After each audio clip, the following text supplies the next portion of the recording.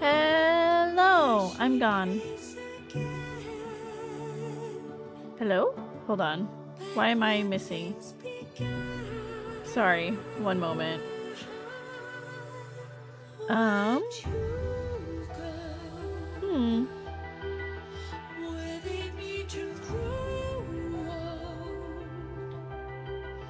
Where am I?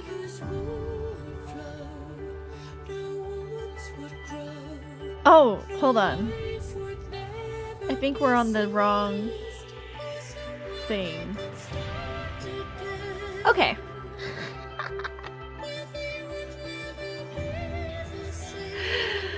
Oh, of course. Okay. Cool. Alright, is the game too loud? It's updating right now, so I can't do anything. Here, let's bring it down a little bit. Okay, hopefully that's better. Hello, hello, welcome in, everybody. How's everybody doing? Happy Wednesday. Oh my god, I woke up so early for work today, but like, I got to work from home, so I guess that makes me happy. But my like colleagues in the UK were like, hey, we would like some training on this. And then I was like asking my boss, I was like, hey, so they want a meeting at 8 a.m. our time. I don't know that I'll be able to make it into the office, you know, like at that time and be ready for work. Can I take this call from home? And if you want, I'll drive into the office after, you know what I mean? But she was like, it's chill, stay home. And I was like, okay, awesome. So I got to work from home today and it was pretty easy. It was nice, but it meant I walked a lot more. Hold on, you guys can't see me. What the heck? Hold on. There we go. Okay, hello, we're here. I'm sorry, I don't know how to do the streaming thing. But anyways, okay. But yes, so did you guys hear the whole story? But anyways, I did a lot of walking. Let's see, how much walking did Princess do today? She did quite a bit. Let me... Streamers all washed up. It's true, I was not prepared at all. I was like... Before stream started, and the reason why stream was like late going into my regular screen was I was very quickly trying to purchase tickets so that I could do rolling for the banner. And I was like doing mental maths, and as you guys know, my mental maths is not great. So I was like, I can't spend too much money, you know, like I have to stay within a budget. So I was like trying to get all of the tickets bought and like all of that, but because I need to ensure that I have enough tickets for the next banner that's coming around, you know what I mean? So what was I? Oh, I was looking up my steps. Let's see. Okay, so... Ooh, I actually just passed 10,000 steps on my walk that I took like an hour ago. I am at 10,015 steps today. You can see here. I'll even show you today. Total 1015. So as you can see, I'm doing good. Hey yo, let's go. Thank you. I was practicing violin for auditions all day. Oh my gosh, congratulations. I hope that it was a very productive practice session. What are you auditioning for? Thank you for the hydrate, Zonkinmon. Thank you, thank you. Let me drink some water. Let me also give you a shout out. Welcome in, Kamirs. Hello. I haven't done any rolling for the multi-banner or any of the events. So that's actually what we're gonna do today. And we're gonna talk about Valco because wow, the girlies are so divided on Valco, and I feel kind of bad. Like, it's to the point where I'm like, I feel like I should love on him. You know what I mean? Like, I feel bad for this guy. People are like bagging on him, and I'm like, dog boy? I fucking love dog boys. You know what I mean? I'm auditioning for chairs for my university orchestra. Ooh, exciting. Well, I hope that, you know, you get first chair. I don't know how good your university orchestra is, but, you know, first chair is always the best one, right? Um, and you don't have to page turn. He's a dog man! Baby, I'm praying on you tonight. Animal, animal. It's true show. Well, once we get into the game, should we start with the multi-banner? I think we do, because that's like older news, right? So let's do the multi-banner. Let's do some rolling. I really only want Zane. I'm not huge on Caleb's theme. We'll see. I do have a guaranteed, but that's only a guaranteed for the banner, not a guaranteed for Zane. You know what I mean? Why is this taking so long to update? I should have prepared this, like, before stream started, and now we're stuck here. You know what I mean? Exit out, but I'll give it my all. You got this! Practice makes perfect, you know? You totally got this. But how was everybody's day so far? What were you guys up to? Hopefully you guys had a good Wednesday. We're past the hump!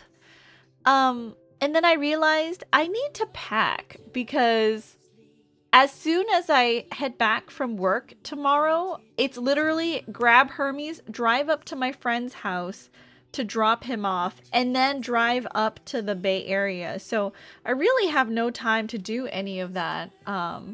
So I need to pack tonight. What am I gonna pack? I'm gonna pack... Hold on. You know what? Let's be productive. While we wait for this to load, right? Is it actually loading? Is it downloading? Can you, like, confirm that you're actually downloading? Or it says do not leave this page. I'm scared. Okay, we're just gonna leave it. Let's go into, like, a Google Doc. I typed dogs. You guys know how much I love dogs. Okay, let's make a little Google Doc. Google Docy. Of things that we should pack. Thank you for the head pat. Welcome in, Dio. Hello, hello. Let me create a blank document. Packing list 620. What's today's date? 24? 24. And let me, like, share the screen, I guess, so that you guys can see.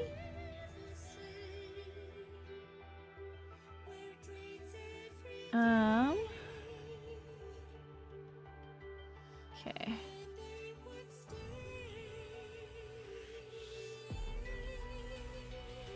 Can't see. Where's the edge of the page?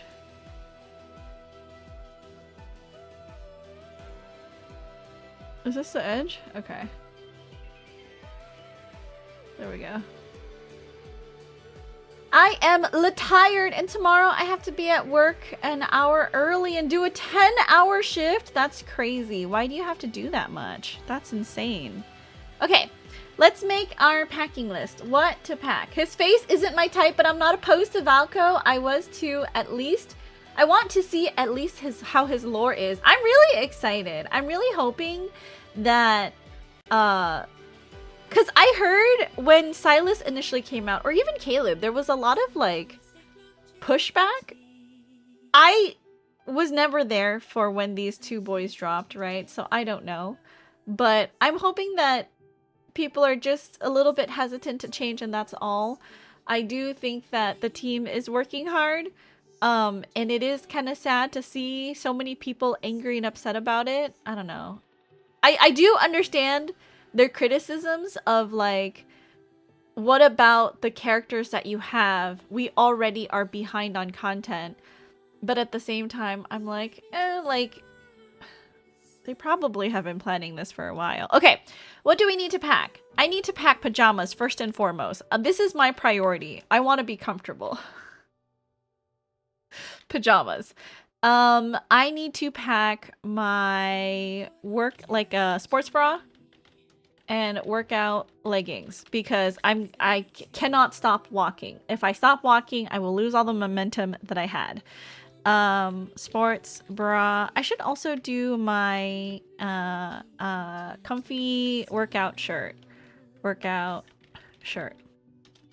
Okay, I'm gonna be there how many days? Thursday night, Friday, Saturday. I'm leaving Sunday, so like 3-ish days, maybe 4-ish days. So I need what, 4 pairs of underwear? That sounds reasonable. 4 pairs of socks and underwear.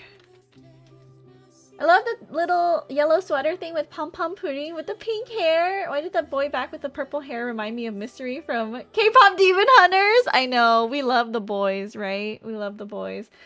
I'm the only pharmacist working tomorrow, so it's not like I can get there early and leave early. I have to be there the full 9 hours we are open, hence the time. Oh my gosh, oh, that sucks. I'm so sorry. Do you get paid overtime? Welcome in, Remy. Yes, yes. Okay. All right. The game is done updating. Let's just go in and let's see. Can you guys even see my my thing? If I go like this, but then like it's crazy big. You guys don't need to see that much of the list, right? All right, we will continue this list in a little bit. Let's first figure this stuff out. Let me just label this so you guys know it's not like a packing list for weekend. I made honey cinnamon apple cider for you. The recipe says it helps with muscle soreness and improves circulation. Wow, thanks, Caleb. You're so sweet. I have to go. No worries, Remy. Thank you so much for stopping by. I really appreciate it. Those bitches better pay me overtime for the shit I put up with. Is this a new job? I know you hated the pharmacy that you were working at before. I don't know if this is the same pharmacy or if it's a new pharmacy. But yeah, they should be paying you more. Let's upgrade a memory. Which memory to upgrade? Let's do this one for the daily activity, I guess. Okay, shall we do some rolls? Because we'll do some wishing because I have 29 tickets that I purchased before stream started. Okay, let's hello, I'm back. Welcome back, Lucas. Welcome in. Okay, let's do some let's do the Radiant Galaxy. What was it? 8811? 11. Let's do Quick Explore and we'll do all 15. Nice. Cute. That was the only card we got. All right, cool. Well, awesome.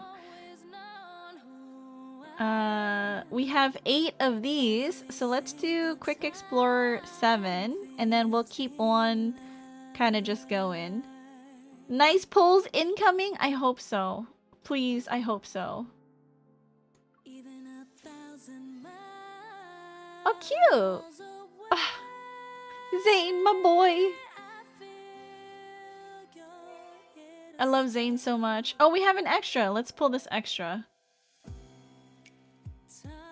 I do like this song for this multi-banner.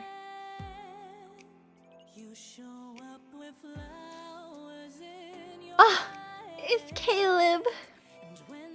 Okay. We'll just hit this to go for the duration. Okay, so we have... Hold on. Where's my...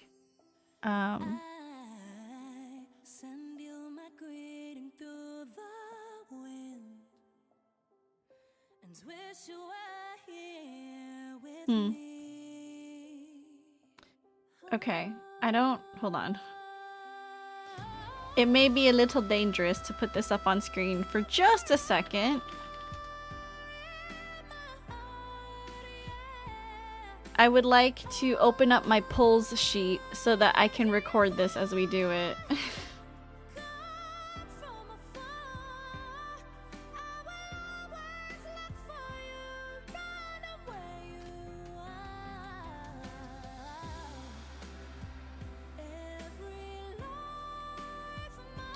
Why is my internet taking so long? Is my stream okay?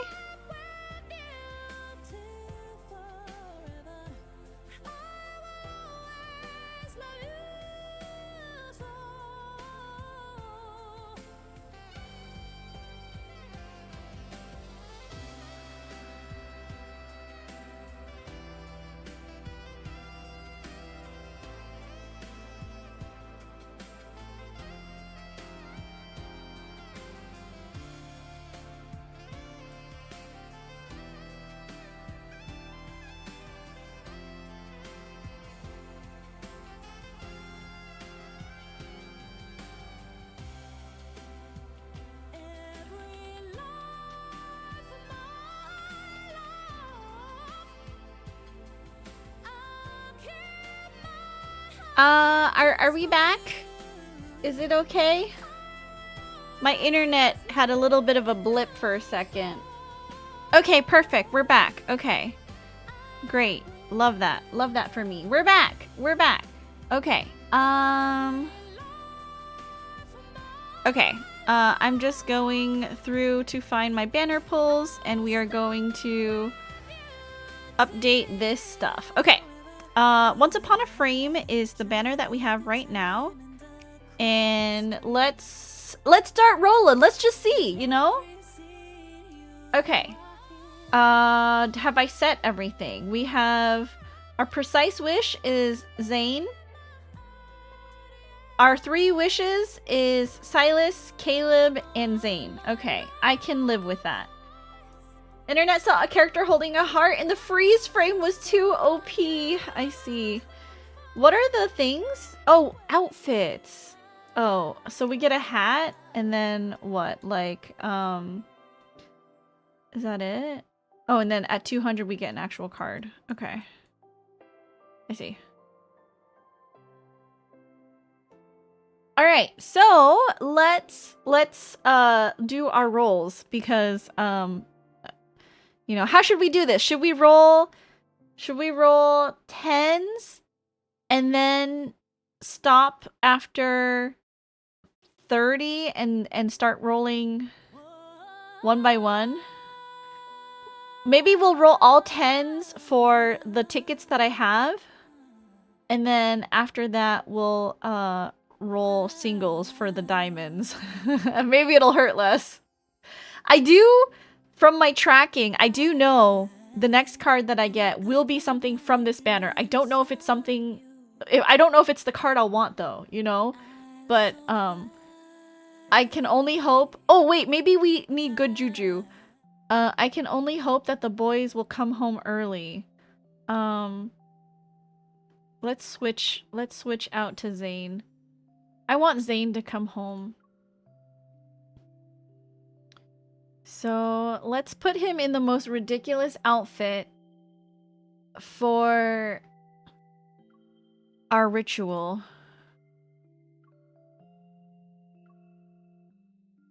What do I usually put on his head? A hat? Yes, this crazy hat. The wealth god. We'll make him wear the really big earrings. And yes to that. What kind of... Are there like weird glasses that I can put on him? Oh yes, absolutely. Okay. Any decals? You can't even see it with the glasses on. But okay, alright. Zane, please. Didn't you say you wanted to absorb some luck? You can't do that if you're... He still looks hot either way! That's crazy, you're crazy. But he does. You're right, Kabir, he does. Okay, let's try. Let's see. Okay, so if I go to Zane, please come home, please. I'm begging you, please. Please, your girlfriend would like you to come home early. Okay, we've done the ritual. We're starting from basically like 70 pity, so it's basically like a fresh thing. All right, nothing here. All right, bud. Oh, this is cute. Okay. Alright, next. 10 pull. Let's go. The song is really cute. And it's not, like, annoyingly loud, I think. I think some of the other banner songs were annoyingly loud, you know? Okay, none. Okay, that's okay. It's okay. It's alright. It's fine. Remy got me thinking about K-pop Demon Hunters, and now the vocalization in the song is making me think of Golden. I guess so. I think this singer, it has a little bit more clearer of a voice, because I think EJ has a much more like husky kind of voice, you know, that fits better for like more gritty like songs. All right, last 10 pull, I guess. Please come home. Pity, a card at 50 or even 40 is asking for a little too much, but we can dream, right? A girl can dream, right? A girl can dream, right? I don't think it is. No. It's okay. It's fine. It's fine.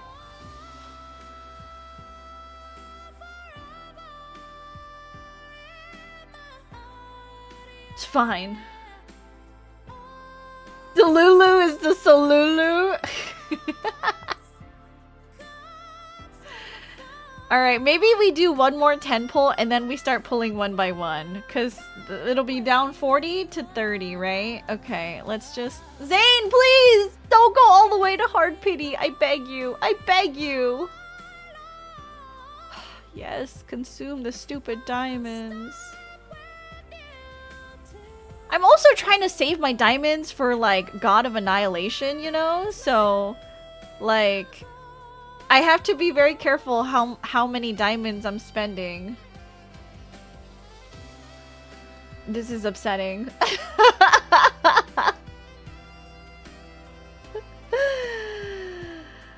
Why don't we just roll 10s until we get the first card, man? Princess, do not skip meals to get extra diamonds. I'm not! I don't skip my meals. I eat my meals on time. Yes, Hermes? What was that? What was that weird noise that you were making with your mouth? Yeah? You want some treats? You go to your bed, you get treats. Thank you. Take it. Good boy.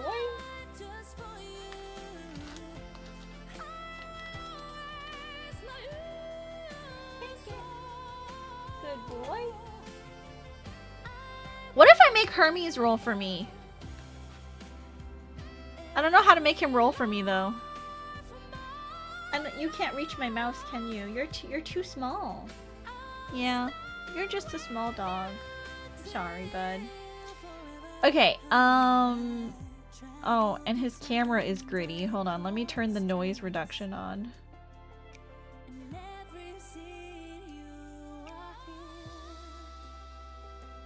Okay, let's roll another 10 with diamonds, I guess. All right, let's do it.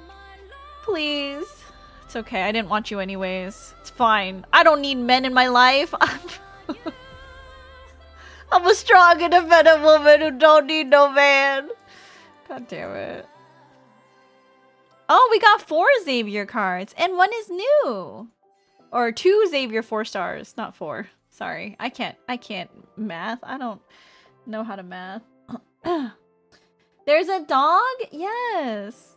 I do have a dog here next to me. All right. We're going all the way down, I guess. Oh, we can claim some tickets. Because we made lots of pulls. We can claim a hat and 5 tickets. Let me edit this. Plus 5 ticks from rolling. Okay. All right. We'll use 5 of those to roll. Wish. And confirm. Yeah, sure. Okay. All right. I think they're taking me all the way to hard pity this time. Yep. No luck. It's gonna be all the way to 0. It's gonna appear on the very last card. It's gonna be very depressing. 10 pulls! 10 pulls to the next 5-star. It's literally gonna come on the 10th one. So depressing. Okay, let's do...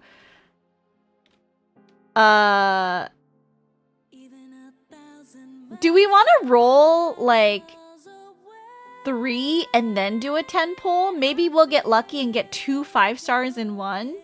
Because I heard that's what some people do, is they'll roll singles until, like, maybe 5 left. Because they have bad luck, I guess. And then, they get, like, 2 5-stars in one. Why don't I try that? We'll roll 3 times single, and then we'll roll a 10. We'll watch it come on the single.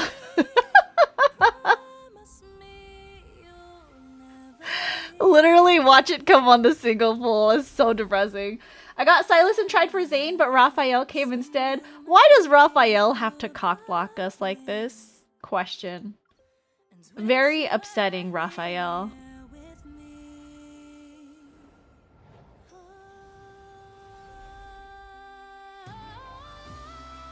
Okay, we'll do one more. I'm like hoping I don't get it. This is weird. Like I'm hoping I don't get it so that I can do a 10 pull and maybe get 2 5-stars in one. I don't know how this works. Like for once I'm like I don't want it, you know? Like fucking A. Alright, Caleb. Okay, great. Thanks, Caleb. Fuck you, dude.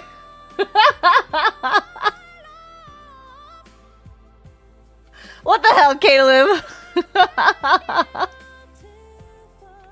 Okay, let's mark 63 rolls for Caleb. I don't know what Caleb's card is. From 70 pity.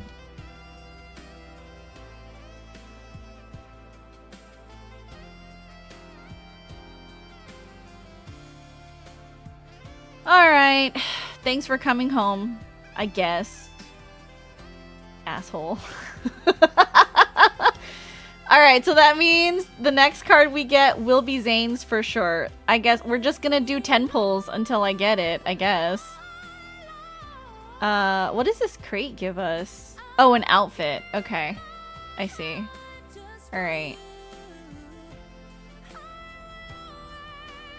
Upsetting. I really want to experience getting 2 5-stars in one pull. It's never happened for me before. You know what I mean? Has it? Maybe it has. Actually, I lied. I think it has.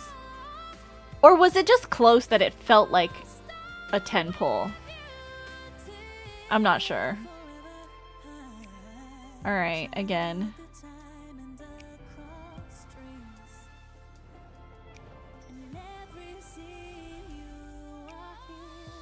Okay, it's fine.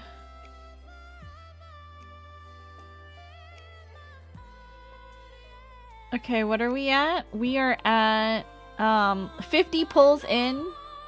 Okay. I'm waiting for you, Zane. This will be into the... So that means we've done 20 pulls so far. This will be 30. Gosh dang it. The boy does not want to come home. At all. Lots of Raphael cards in this one. 1, 2, 3, 4, 5, 6, 7 Raphael cards. Okay, Raphael. Alright, this is the 40th pull. Zane, you better come home. I'm getting kinda grumpy. I'm getting kinda grumpy, Zane.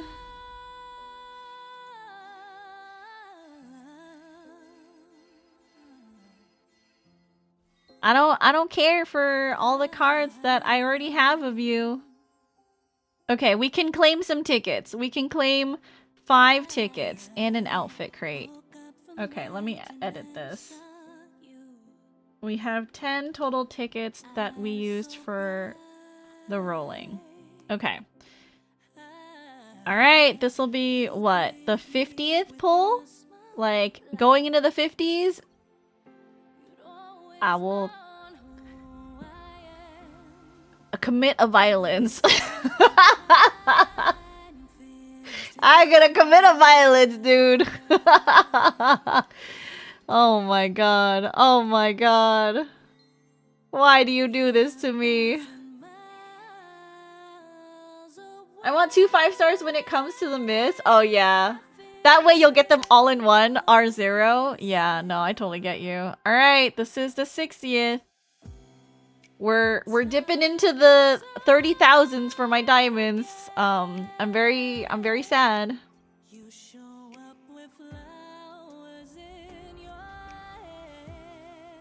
Dude, he's gonna make me go all the way to 0.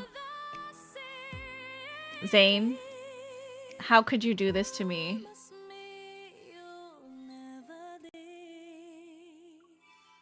Okay, well, I know the next one for sure. Dude, I'm gonna get the second outfit?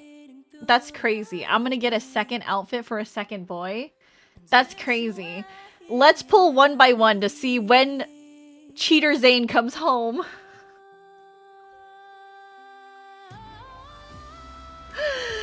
When Cheater Zane comes home! Okay, on the first... Okay, thanks, Zane. Thanks. Those 61 pulls for Zane. I don't know what their card names are. I know Zane's was Dawn to Devotion.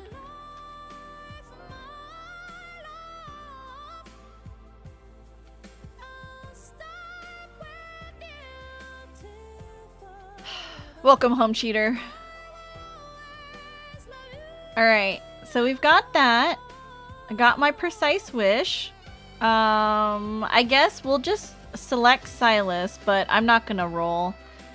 Well, I get the outfit crate in one. I guess I'll roll one more time for the freaking outfit crate. That's crazy. That's crazy.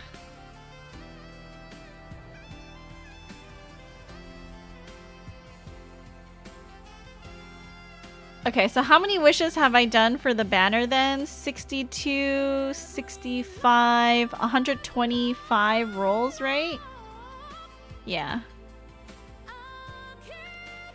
125 on this banner.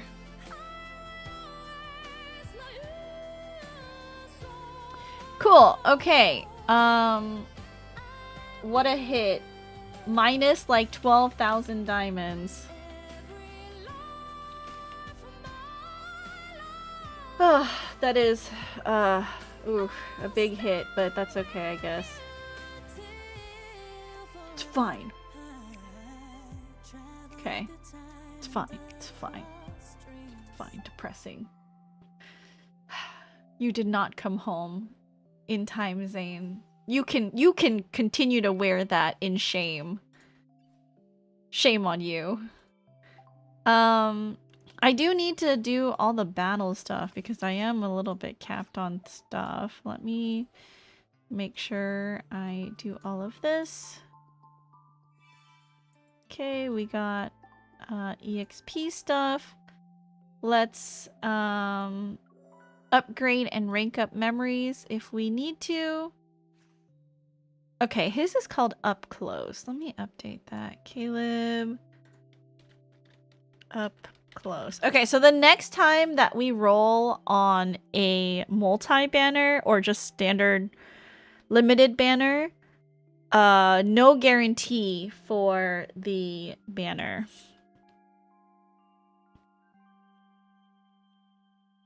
Oh, okay. That's fine, I guess. Let's rank up these cards and grab some diamonds from it.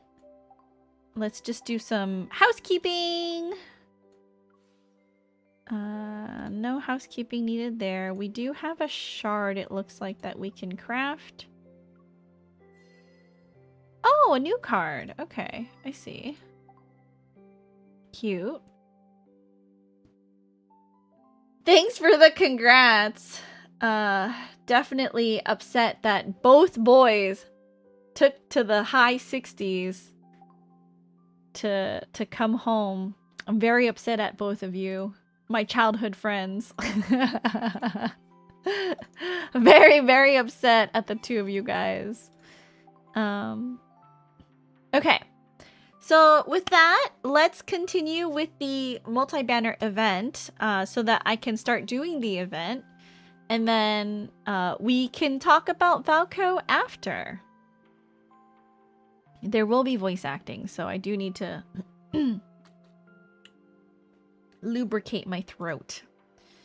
Let me turn off my spreadsheet. Okay. Your handwriting. Write whatever you want. Let me also check off that I got Zane, Caleb, and the outfit.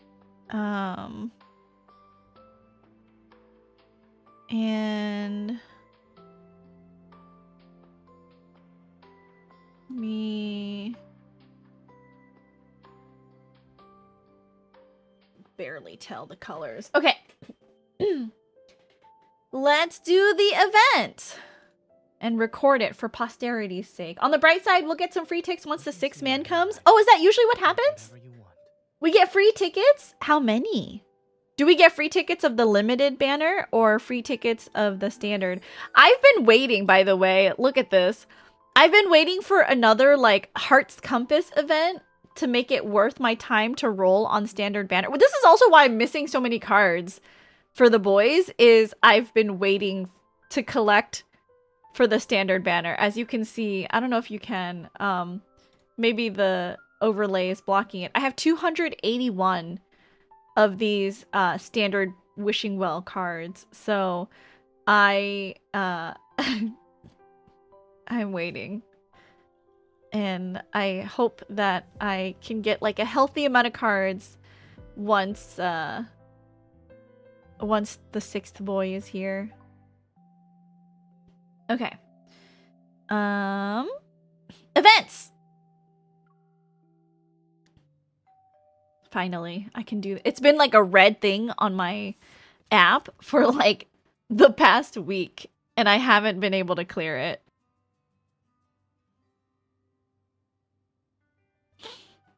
I will turn up the volume, I think, because it is kind of low for the voice portion. They gave 20 for both Silas and Caleb? Okay, I see. Hopefully we get 20 as well.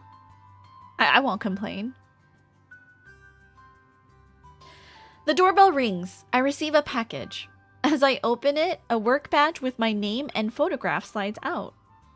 The word producer is printed in the most prominent spot. With this, I can freely come and go from the studio and editing room. It's actually happening, huh? Gosh, that would bother me so much. I'm the type that clicks on notifications just so they go away. I mean, girl, listen, girl, I was the same.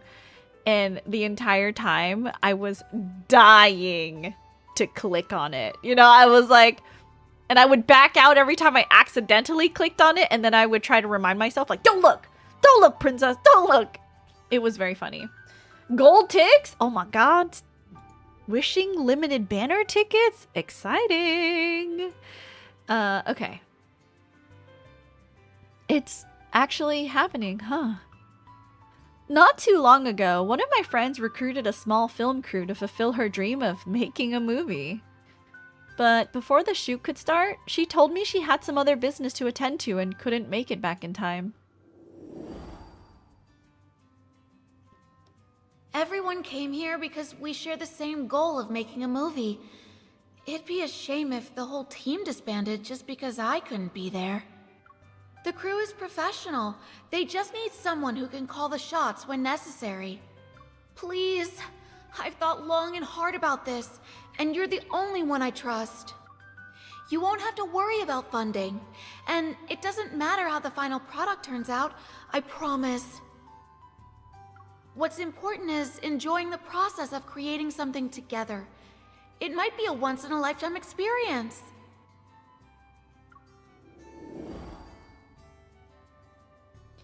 As if afraid I'd back out, she rushed through all the paperwork and transferred the role to me before I could say another word. I'm not doing this alone, though. I accepted the request because he promised to be there with me. I glance at the package and pull out another finely crafted work badge. Zane, of course! We gotta do my man first. Where's my cake? Who ate it? I only stepped out to take a call, and now it's gone. Oh no, it was Zane, wasn't it? He stole the cake! The director angrily points at her empty plate. The crew is in the middle of a meeting. Afternoon tea had just been delivered during a short break, but... The director's cake has vanished without a trace in broad daylight. Is this an instance of distorted human nature or a failure to adhere to morals? The crew, in the middle of filming a mystery, immediately forgets their fatigue and cravings. They begin analyzing the case with gusto. Behind the desk with the producer nameplate, Zane and I exchange whispers. They really do like a good mystery. An incident like this at a script reading might be a sign of box office success. I pop a small piece of cake into my mouth, and Zane gently touches the corner of my lips with his knuckle to wipe away the frosting. Whoever took it definitely wasn't after the cake. There's still plenty of slices left. What do you think, Zane? The culprit is the assistant director. Why does he sound slightly different? Are you guys also getting the same vibes? I feel like he sounds different. You're confident, huh? What's the reason? As you've said, the culprit has no motive. This should be a misunderstanding. Assuming no one here is lying, the person who took the cake must have already left the room. The assistant director's cake has only been nibbled, and his phone is still here. He'll be returning shortly. Of course, there's also one decisive piece of evidence. Before he can continue, the door swings open. All gazes shift toward the assistant director as he walks in while carrying a plate. So it was you. Why did you take my cake? Oh, weren't you making a call outside? I figured it wouldn't look good if you ate it after the meeting resumes, so I wanted to bring it to you. The mystery has been solved, and disappointed groans echo through the conference room. Amazed, I pinch Zane's cheeks and pull his face closer to get a good look. What are you looking at? Are you sure you don't have some clairvoyance ability? It's like you're a foreseer who saw it beforehand. So, what was the evidence? Actually, I simply saw the assistant director walk out with the cake earlier. Oh, how simple. Okay. Huh? Come on, Zane! All that meticulous analysis, and now you tell me you actually saw the whole thing?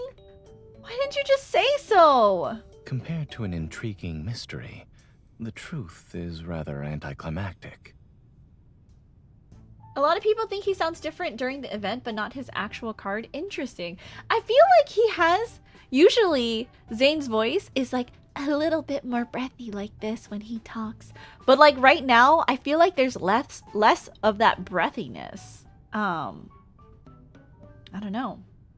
Welcome back, Lucas. Hello, hello. Everyone seemed to be enjoying themselves. If I blurted out the answer, I would have rained on their parade. Right? He sounds less breathy. As for why I didn't tell you immediately, I wanted to see that look of admiration on your face. Oh, cutie. Content, Zane finishes the cake on his plate and picks up a second slice. Please allow me to help in disposing of the remaining motive. Would you like to share the burden? I gave you a look because I was calling out your sweet tooth. That assessment is unfair. I provided the correct answer while preserving everyone's enthusiasm for the investigation. Surely that merits an extra piece of cake as a reward.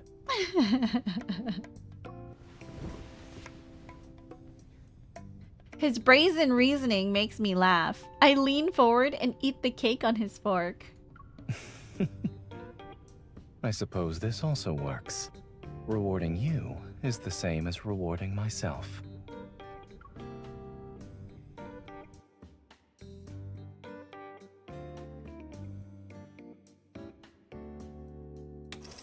He's a cutie! Welcome, producer! Making a movie requires your involvement and decisions from start to finish. After completing production, you can obtain behind-the-scenes clips. Right now, the projector is empty, so follow the guide to make a movie. Here, you can work with him to prepare the film set. Your professional skills will earn you startup funds. With startup funds, you can begin production, experience different stages of filmmaking, and create your own movie. Oh, interesting. What an interesting setup. Is this like a game? To ensure a smooth shoot, let's get things ready first. Prepare the set with him to win over peers and investors and earn startup funds. Head to the set to take a look. Oh, what's this? Tap anywhere to drop the hook. All kinds of items are scattered around the set. Use the claw to collect them. They'll also help you prepare the set. The claw swings rhythmically. Watch it carefully and drop it at the right time. Tap anywhere on screen to drop the claw. Oh, I see. Okay. Each item you grab earns you professionalism.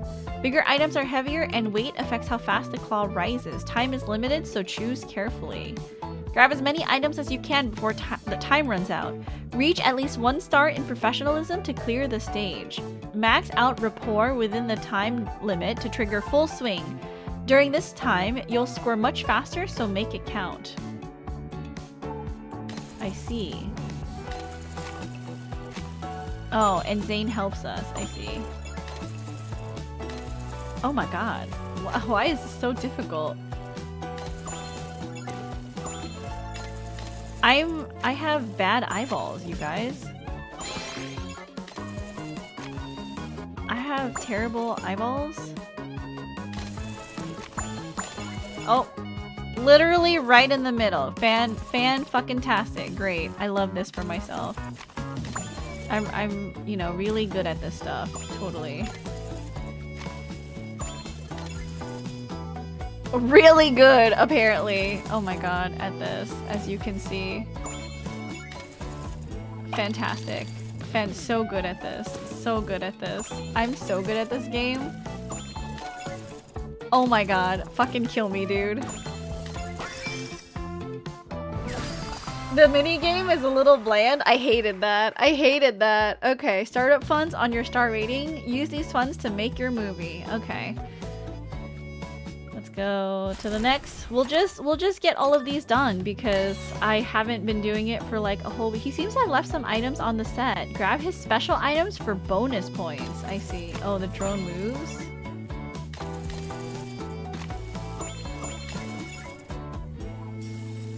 Okay. Okay, that's fine.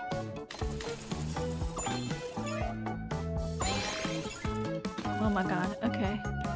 One grabbable item on the field will start glowing, entering high value status.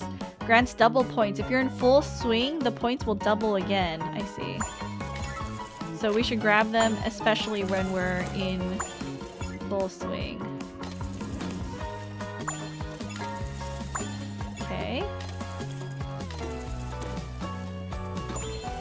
Nice. No, please! No, please! I'm so bad at this game! I hate this!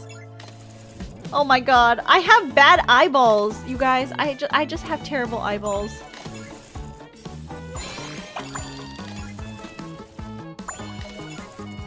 I have the worst eyeballs.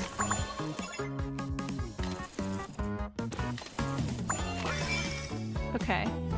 Alright, well, I mean, it's like whatever, right?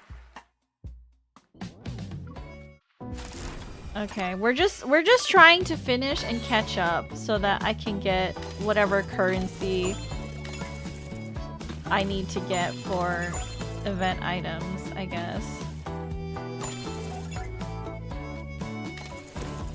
Please. Okay. Grab the thing. Oops. No, please!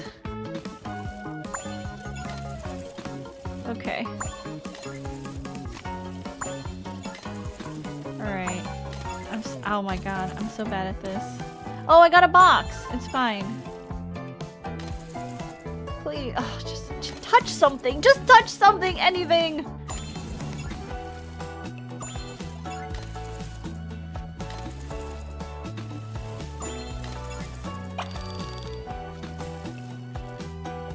Okay, it's fine. It's fine.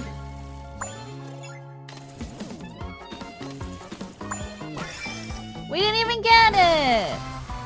Alright, it's fine. What is this? Are things blocking the way? Can't be grabbed and will block the claw's path. Use the claw to destroy roadblocks with a single touch. Give it a try. I see.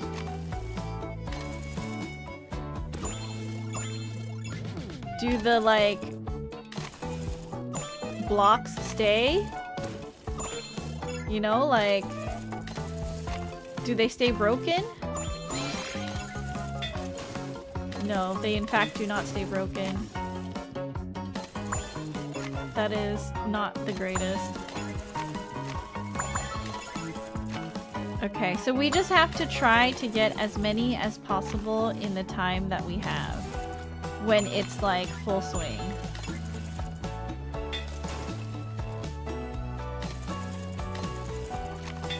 Just break it. Just break it. It's fine. Gotta say, this is not the most fun game. It literally feels like homework. Oh. Okay. Alright. That's fine. I was like, it was explaining so much to me about like professionalism and movie scenes and movie sets, and I'm like, I don't know that like this is the most interesting thing. But I just have to finish it to get my points, I guess. Grab it. Okay, thank you.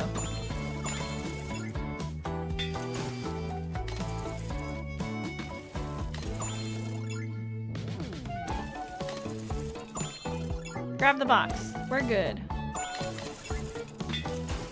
Okay.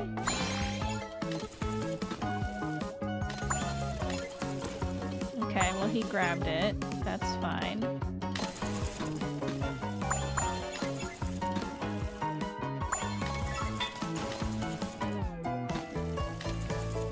Grab the box. Hell yeah.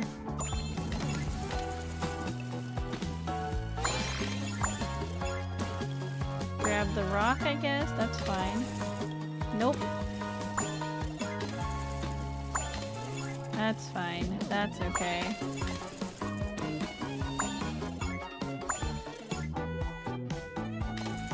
Ooh, glowing. We love when it's glowing.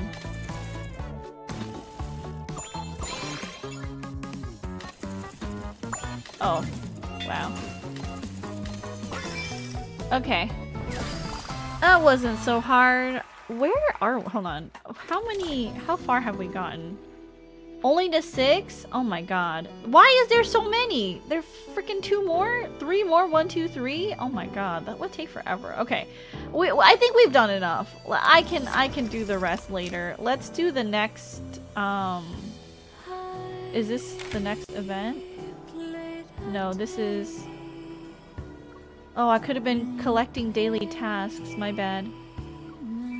I forgot that was a thing. We should... Oh shit, fuck, I forgot. Do these things have, like... Oh man, was there a shop for this? We could have gotten free tickets? Free tickets. Damn. We gotta, right? We'll lower our pity for the next banner. Depressing. Ooh, enough to buy the birthday outfit. Okay, that's all that matters. Let's do the next chapter.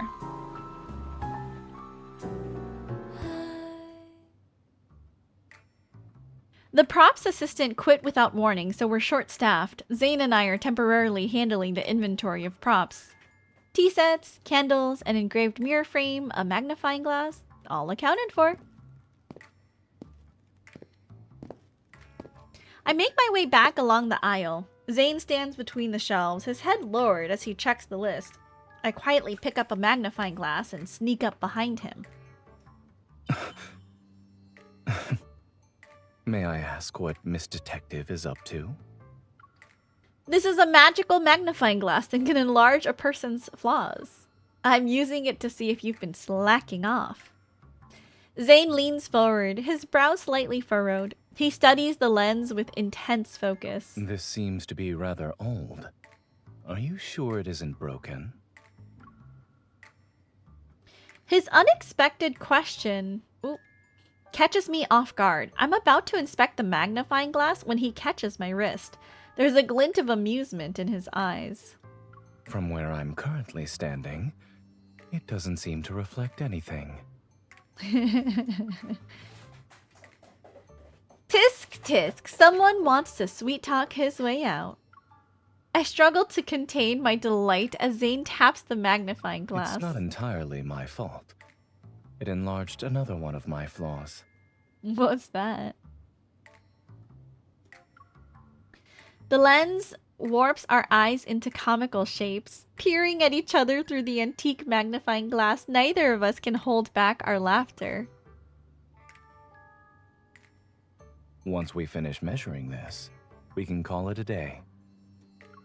Let's have a nice dinner today. It's late, so our usual spot shouldn't have a line. I step backward, pulling the tape measure with me. Yet, something suddenly catches onto my foot.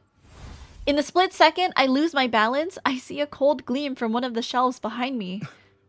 Watch out! Everything happens too quickly. Zane grabs my hand and pulls me into his arms.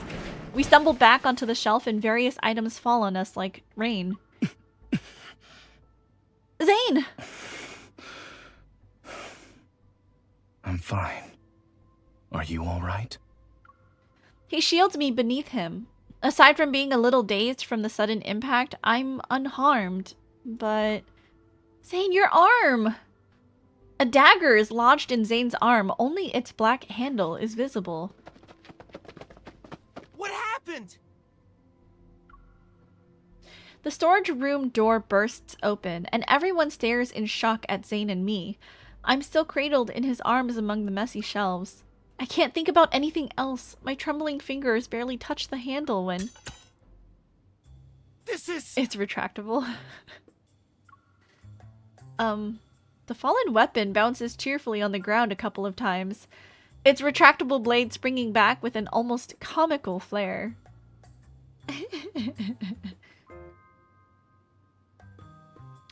Good thing the new props assistant is joining the crew in a few days. Dangerous props like this need to be stored properly. Zane toys with the retractable dagger. He's intrigued. A casual flick of his fingers sends it spinning in his palm, tracing a silvery arc. On closer inspection, the flaws are obvious. It's not difficult to tell it's fake. I thought you were hurt! How could I have stayed calm enough to observe anything? I'm laughing at myself. When I saw the blade on the shelf, I rushed over before I realized it. Oh, that's so funny. Come to think of it, we've had our fair share of experience with blades. Yet this one still fooled us. We should thank it for being merciful.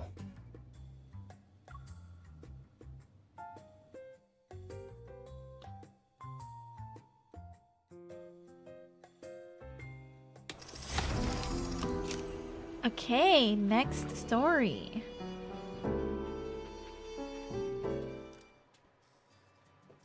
Cut! Everyone, we're reshooting this scene in 10 minutes! On the monitor, the director replays a close-up shot. Pause here, please. There's an issue with the character's behavior after being poisoned. Based on the time of death specified in the script, the actor's makeup will also need to be adjusted. The makeup artist hurries over to Zane to discuss the details. Having a doctor on set really does make a difference. You have no idea. Dr. Zane is dedicated and meticulous. Nothing slips past him when it comes to his expertise. especially among the students he mentors. He has quite the reputation.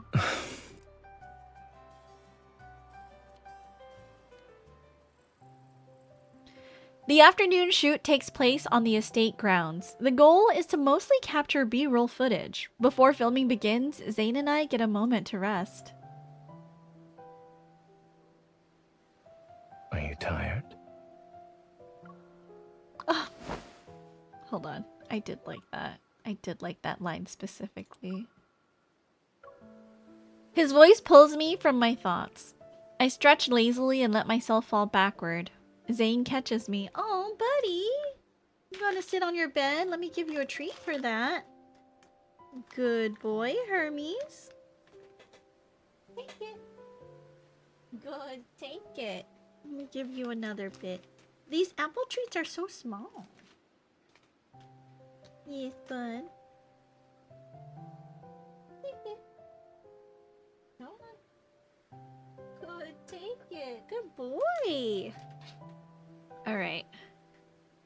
I gotta reward him so he knows every time he sits on the bed that it's good. You know what I mean? Like, that is treat time.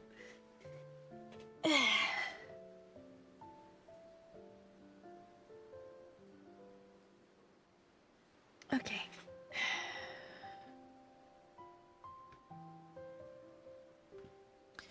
His voice pulls me from my thoughts. I stretch lazily and let myself fall backward.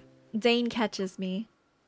Now that I suddenly have some free time, I'm not sure what to do with it. Would you like to take a stroll around the courtyard with me? Is this an invitation for overtime? It's an invitation for a date. He said date. Bypassing the filming area, Zane leads me along a path on the west side of the courtyard. It's lined with flowering branches. This is well hidden. How did you find it? I spotted it while looking at the estate's panoramic map. The map? I looked at it too, but I don't remember seeing this at all. Perhaps it's because we had different objectives. You were focused on finding suitable filming locations. He was focused on what? Date spots? And we're here. Parting the low-hanging branches, a breathtaking sight appears before me. At the end of the path, the warm sun leaves shimmering ripples across the lake's surface. I simply wanted to find a place where we could enjoy our breaks together. Oh, he's so sweet.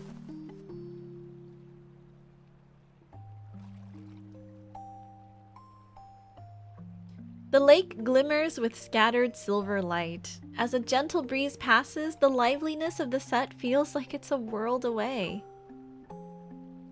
After being stuck on set for so long, it feels like forever since I've seen scenery like this. I asked the estate owner. This lake area was just completed, so it hasn't been added to the map yet. My phone suddenly buzzes with a message from the crew's group chat. I barely glance at its contents before Zane deftly takes it from my hand. Why? I'm keeping this for now. You entered a zone that's currently experiencing a communications blackout. Your status as a producer has been forcibly set to Holy off moly, fine. she actually squealed. She definitely kicking her feet and twirling her hair. So listen, look, when the man that you love says that we're being taken out on a date, okay, like, we get all giddy. Even if he took freaking 61 rolls to come home. I counted, Zane. The B-roll shoot is scheduled across 2 days. Most of the locations have already been finalized, and this area is slated for tomorrow. No one will disturb us here.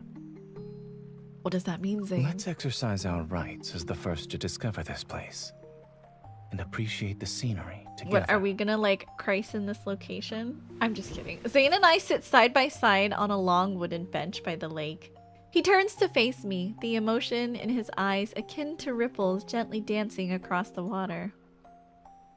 I was bragging to the director about how dedicated you are. Who knew you had a secret agenda? Dedicated and having a secret agenda aren't mutually exclusive.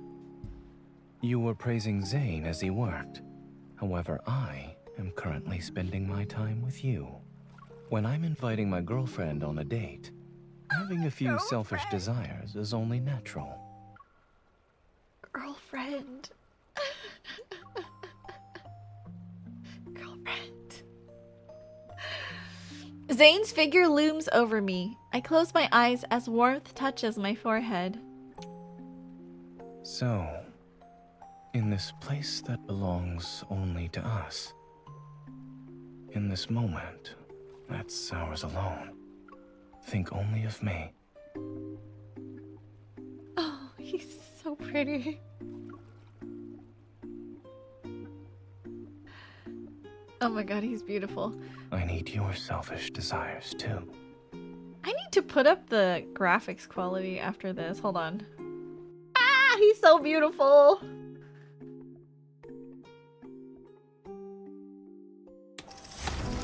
Let me, before we finish the chapter, where are we? If I go into settings, quality, ultra, confirm.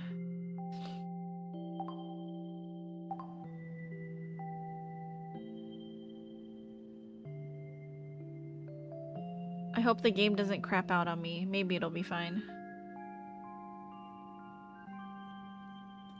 Okay.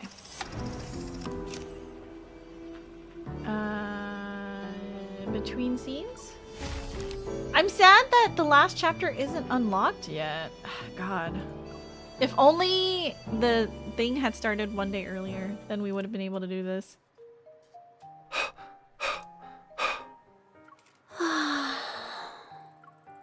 The recording team is capturing additional ambient sounds. Swallowing, throat clearing, and sighing echo throughout the villa. We still need to record additional material. Can you find some people to help out? Sure, I'll see who's available. After arranging for people to fill in the gaps, I survey the busy set. That's when a brilliant idea appears in my mind. Zane, you must be thirsty. Want some water? You're being nice for no reason. Suspicious, he raises an eyebrow as he takes a sip from the water bottle I hold up to his lips. Director, listen to this swallowing sound. Isn't it natural? Not bad. Do you want to try something else? We can start with something easy. Don't worry, Director. His voice is versatile, and he's a quick learner. I'm sure he'll pick it up in no time. Do you hear that? Even his sighs are genuine. After listening to the sound engineer's instructions, Zane takes a seat in front of the equipment. There's a calm expression on his face. Why do you look so confident? I have a certain producer's enthusiastic recommendation to thank. And let's assume I'm unprepared. She's standing behind me and blocking my escape route. I really do think you have a great voice. Don't be nervous if it doesn't work out. Noting the faint amusement in his gaze, I start to feel a little guilty. I'll record with you later? All right. It's settled then. The sound engineer gestures to Zane, signaling that he can start whenever he's ready.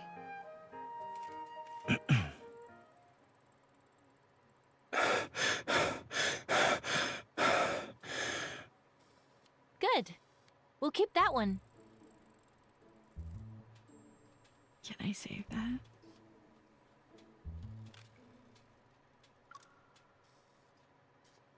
I can't save that.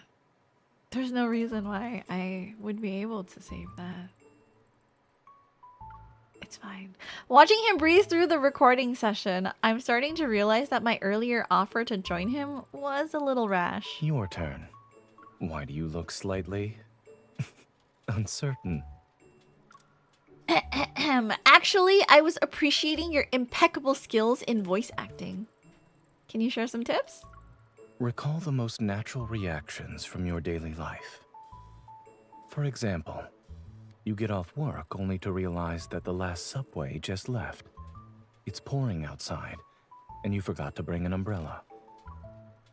But you usually pick me up when it happens. I had an emergency surgery. Huh. And just like that, you have a perfect grunt that expresses frustration. I shoot him a glance as the script conveniently reveals itself in front of me. The context I get is the following. Non-dialogue sounds, a grunt to express frustration. Our daily life is the best source material. I need more Zane panting. Come here, you and me both. Dude, for real. Oh, why is this man so attractive? I don't understand. It's not as unexpected as your trick from earlier. However, wouldn't you say it worked just as well?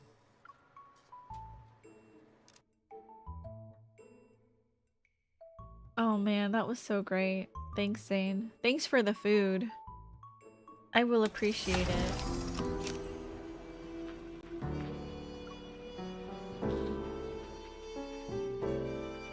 Voice acting, a man after your heart. It's true. A man who loves voice acting is a man that I can get along with. Bonus points if he edits his own voice acting.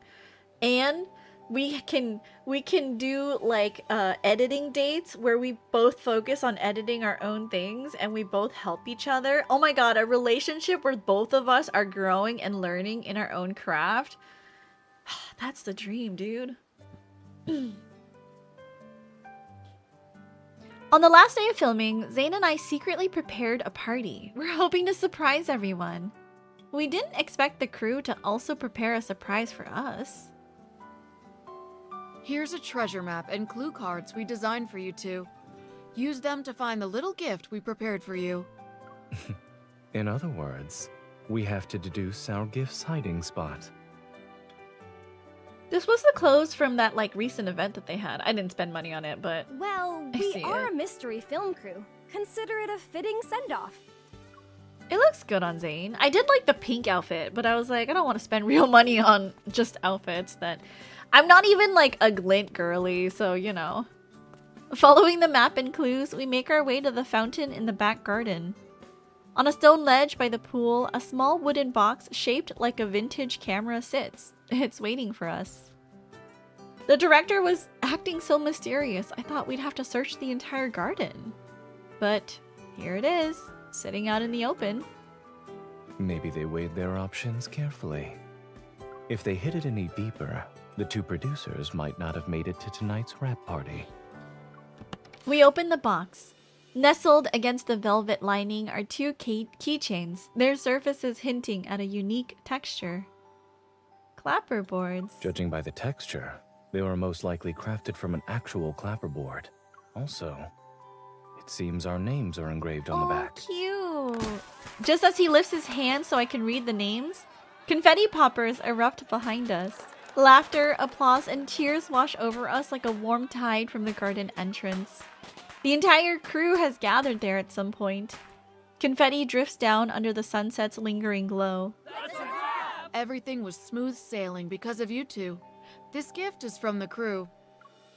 Thank you. We'll treasure these.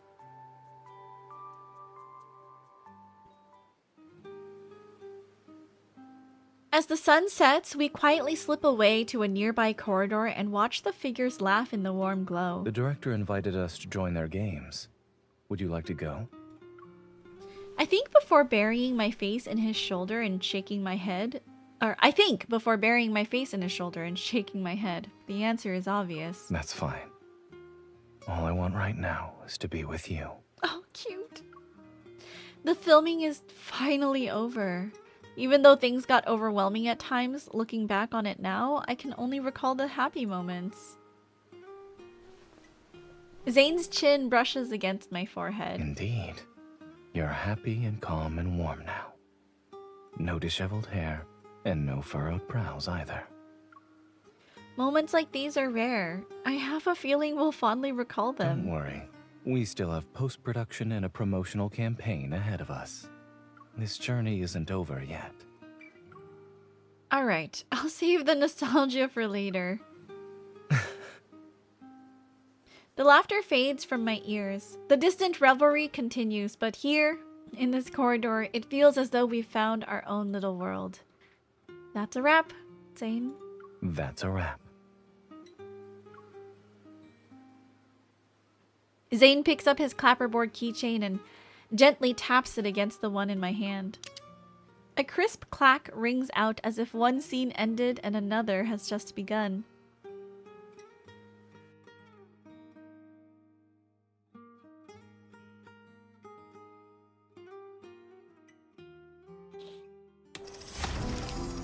Cute! I'm sad the last one doesn't unlock for another day. That's depressing. Thank you for the lurk, Quiet! Okay. Oh. Let's collect some stuff. Okay. Let's do Caleb's next.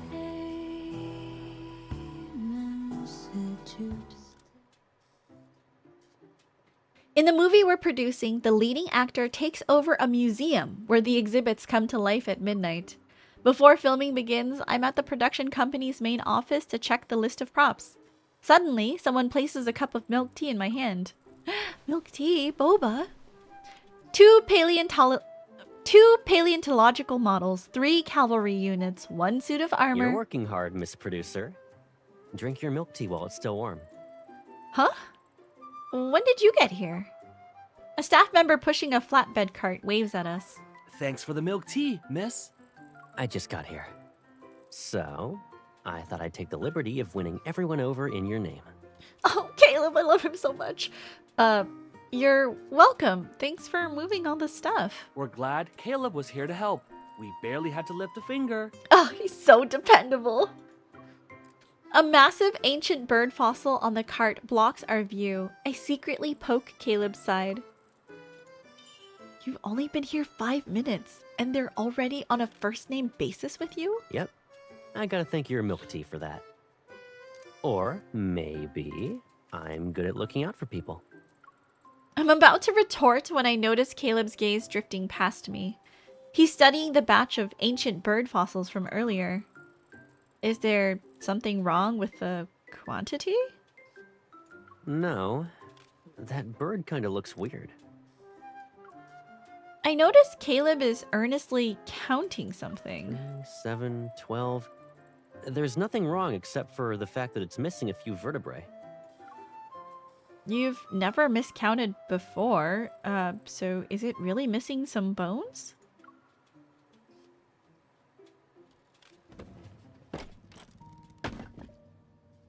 Late at night, tools for assembling the models are scattered across the carpet. The spoke's restoration is almost complete.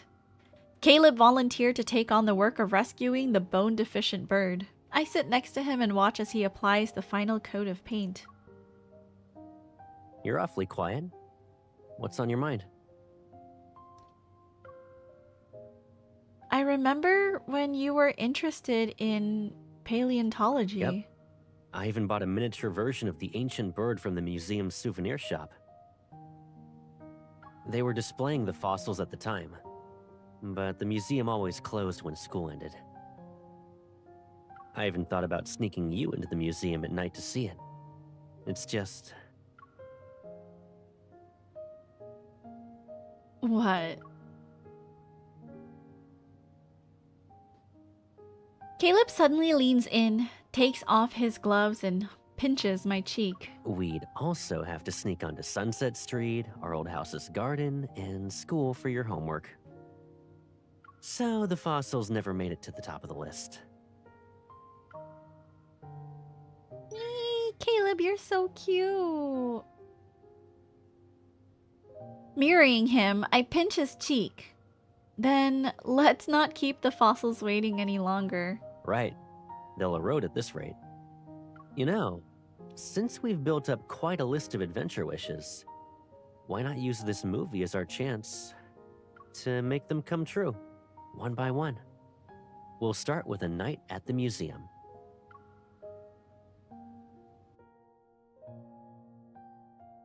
Oh, he's so cute. I do love Caleb as well.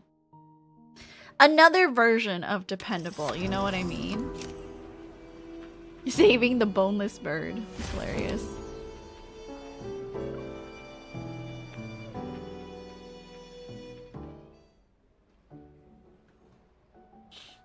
For today's morning production meeting, Caleb identified a potential location risk. The museum will be closed to the public after our scheduled filming period ends to prepare for a new exhibition. Our filming schedule is packed. We can't rule out delays, but we don't have a contingency plan yet. I checked it. You're right. The new exhibition was announced last minute. We'll update the venue backup plan as soon as we can. Hi, Action. Welcome in. Here's How what are we'll do. you? Have every department compile its upcoming availability first. Give me a summary before we start shooting tonight. The sooner, the better. I'll talk to the museum. Department heads should run another risk assessment after the meeting. Before shooting starts, I finish checking each department's status and run into the frazzled set manager. Do you know where Caleb went? I need to submit the contingency plan, but I can't find him anywhere. Don't worry, leave it to me.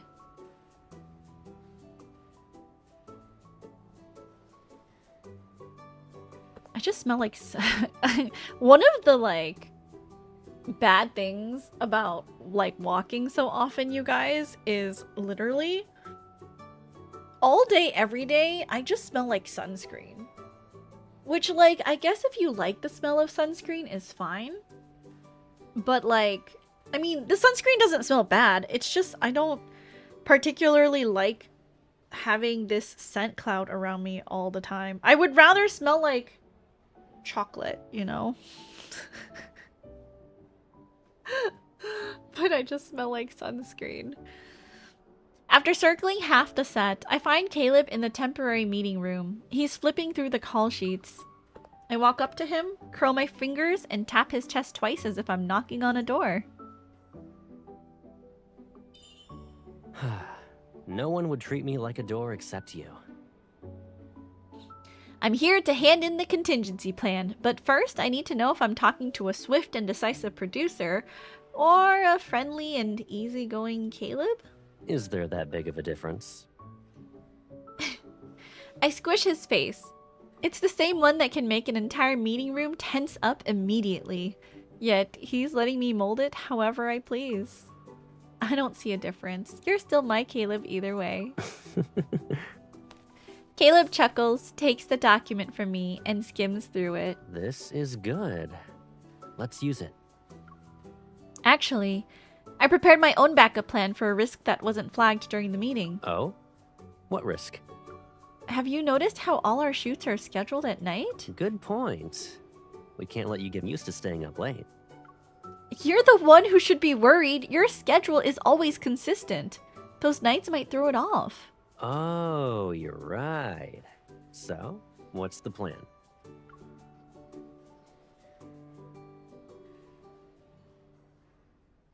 I motion for him to lower his head. Then I pull out a pair of sunglasses, place them on top of his head, and point to the fold-out sofa in the meeting room. You need to grab every moment of free time to rest. Caleb spins me around, his hands patting and kneading my shoulders like he's giving me a massage. What's this for? My shoulder suddenly sinks under a weight, and a soft, fluffy head nuzzles the crook of my neck. I'm fluffing you up for me to lean on. I told you to sleep on the sofa, not on me. I push him, but he doesn't budge. Behave. Let me stay like this for a bit. Ever since you agreed to do this film project, you've been everyone's producer. Only when we're alone do you show how much you care about me. He's getting So, for my jealous! contingency plan, I need to claim every second of your free time. Oh, Caleb, that's okay. He was getting jelly. What a sweetie.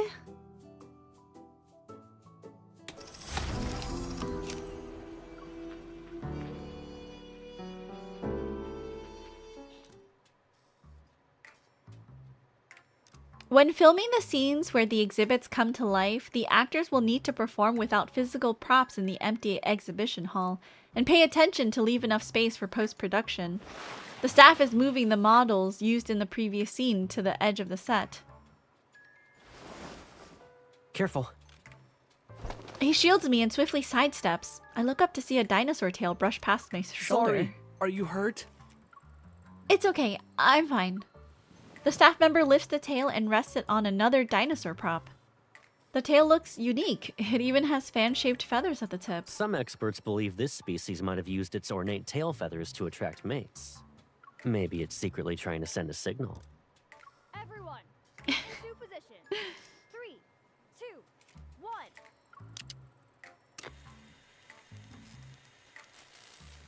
Filming begins, but things don't go smoothly. The actors struggle to get into character, and there are frequent coordination mishaps. Cut! Everyone, take 5, then we'll try again.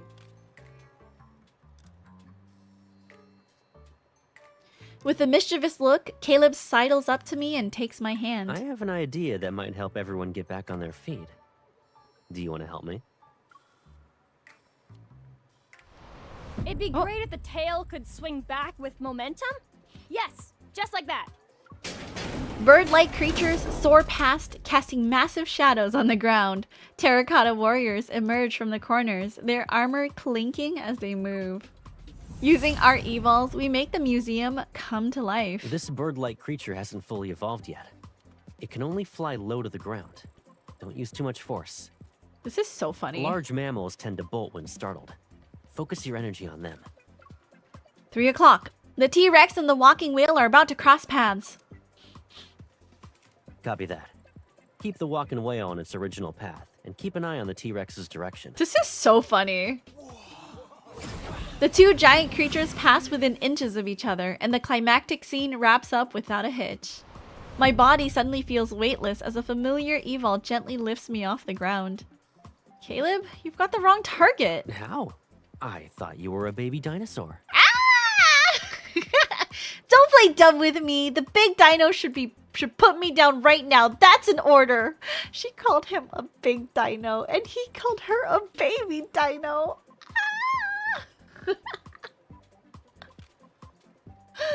I'm dead. I'm gonna die. Unwilling to listen, the force still tugs my body. I have an idea. I grab Caleb's arm and shake it. Don't you always say I'm your little tail? Then you should be able to understand what I'm trying to tell you, right? Smart move. I just taught you how baby dinosaurs communicate, and you're already putting it into practice. My feet finally touch solid ground. I take a couple of steps and see Caleb close behind me out of the corner of my eye. Hey, wait for me. I stop and our shadows merge under the light. See? Now you're my little tail too. Whoever is following the other gets to be the tail. You're right. Looks like I'm the one who's got to stick closer. You used up a lot of energy with your evol today. How about letting your little tail treat you to a late-night snack?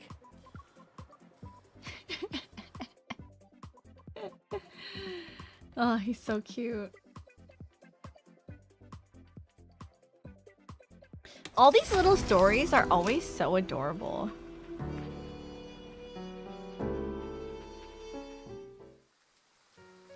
Oh, it's raining. While filming a fight scene in the rain outside the museum, the two actors keep making positioning errors due to the slippery walls. Prof, welcome in. How are you? Doing good. Happy Wednesday. What have you been up to? For safety reasons and to avoid slowing down the shoot, I suggest that Caleb and I assess the routes ourselves. This is the third time you've checked.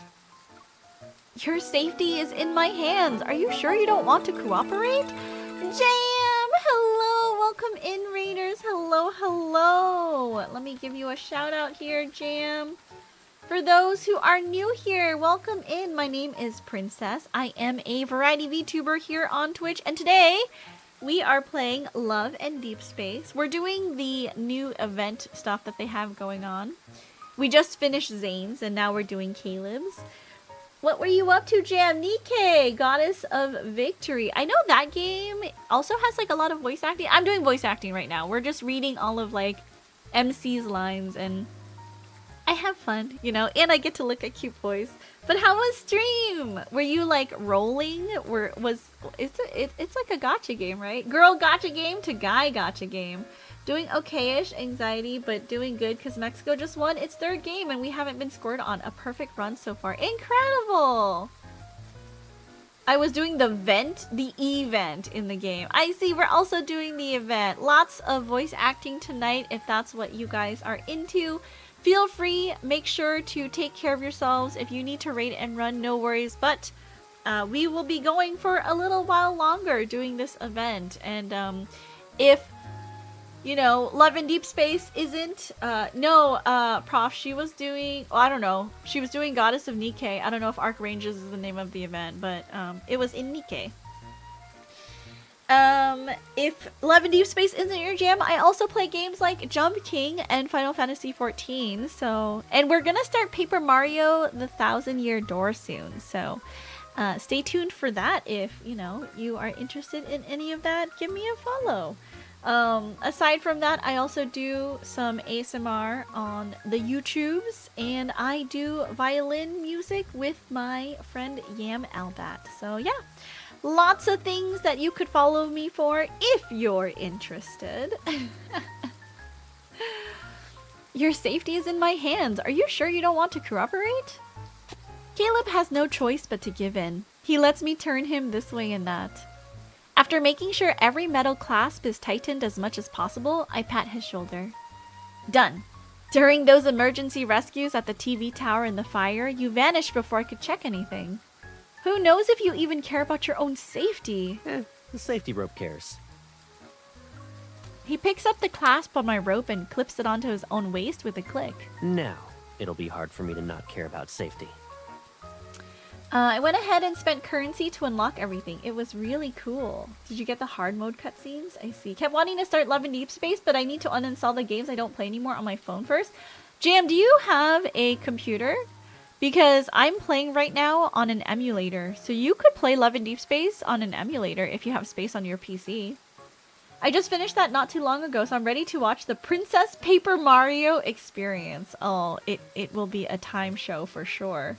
Loved it, and AR Black's little monologue at the end. Oh, you guys are connecting over Nikkei. I'm so happy. You're tethered to me. Once we're ready, I'm the first to jump onto the platform outside the museum. Caleb follows close behind. The rain is coming down hard. A layer of white mist gathers on the platform and swallows the markers for the positions we designated earlier. Left, right, left, step out, and backflip. That's basically it. There's less friction when the ground is wet. Remember to adjust for your landings. I'm turning around now. Watch your movements so I don't kick you. I stop and turn to simulate the actor's attack trajectory. Caleb dodges with ease. As the chase scene nears its end, I flip off the platform as scripted. In that split second of falling, the safety rope is taut. Caleb reaches out and pulls me back. Whew, good. We got it on the first try. Let's head back and dry off. You could connect with us if you try it out too, Rosca. I'm not a big fan of the big booba and butt jiggles, to be honest. From what I can see in the game, I don't know if there's anything else to Nikkei. Is that even Nikkei? I'm not sure, but I remember when I saw it, I wasn't super interested. Again, like I mentioned, I am disgustingly straight, and I want a game that I can look at beautiful men, you know? So... fair, but it's more than that. The story is good. I mean, yeah, but like, I am not super... I know myself, and I know when it comes to gacha games, I will spend irresponsibly if I don't put a cap on it. I will say the game does have some beautiful men NPCs. I can just admire them. Gacha is very dangerous for me because I will start spending money if I don't set a limit. And I think one gacha game really is my limit. After the rain scene, we huddle under a large towel together. The safety gear we haven't removed yet clinks softly with each movement. Caleb rubs the towel to dry my hair that's still dripping. I'm like someone that like FOMO marketing works on me. You know what I mean? So I have to be really careful when I get into games like that. You plan to pull me back at the end, right? Of course. Isn't that what safety ropes are for? There. He pats my head to signal me that my hair is dry. But when he turns, the momentum makes me stumble. Wait! Don't move! Our clasps are stuck together! After Caleb's attempts, the clasps are even more of a mess. Well, I tried. I guess we'll be stuck together like this for now. Considering your skills, it's hard not to suspect that you did this on purpose. You're the one who tightened the clasp. Why the rush to undo it now? We don't have any tools on hand, and going out like this would interfere with everyone's work. For non-limited, you can put the ones you're missing on a list so only they appear. I see. Hermes, Pupper friend, you've returned. It's true, he's here. Did you have a good dinner, baby? Thanks for going to your bed. Let's give you a treat.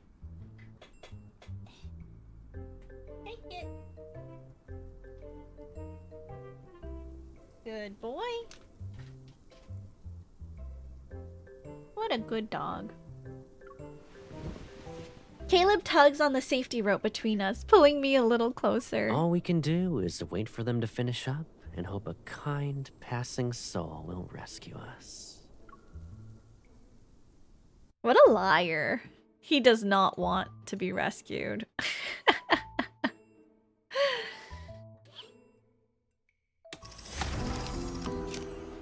Chapter 4.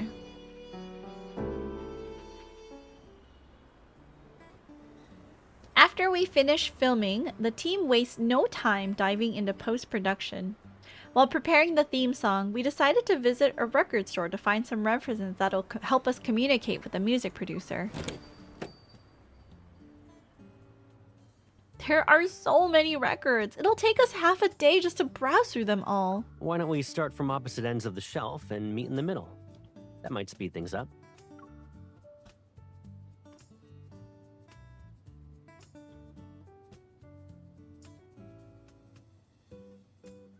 The number of records on the shelves far exceeds my expectations. After browsing through 2 rows, my ability to judge melodies has almost completely deteriorated. I wonder how Caleb's doing. Welcome to the customized record recommender. Based on the keywords you enter, I can recommend. I follow the sound and find Caleb standing in front of a machine in a corner. Caleb, we agreed to pick records and you're slacking off here? Quite the opposite. I just found us a shortcut. It can recommend records based on keywords. Do you want to use it to find some ideas for our film's soundtrack? I type adventure into the search bar. The machine whirs rapidly and plays the first track. I can already smell the waves and sea breeze. Too bad it doesn't fit the film's aesthetics. Should we try a different keyword? Caleb thinks for a second before adding fantasy to the search bar. This reminds me of the time you got lost driving the truck and it broke down. You don't need to remember it clearly. After adding a dozen keywords, the machine freezes. Are we using it wrong? We can try different types of keywords, like character names in different movies. How about I type in a name and you guess? It'll be a good way to test how accurate it is.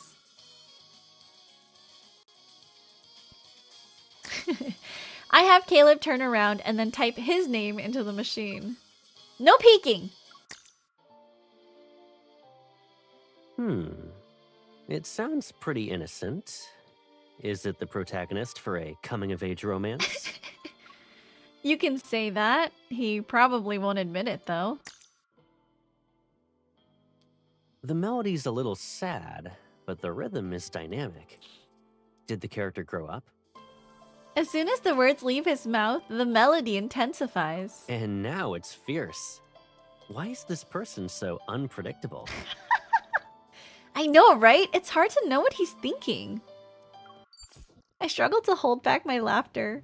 Caleb suddenly turns around and shuts off the machine. Okay, that's enough.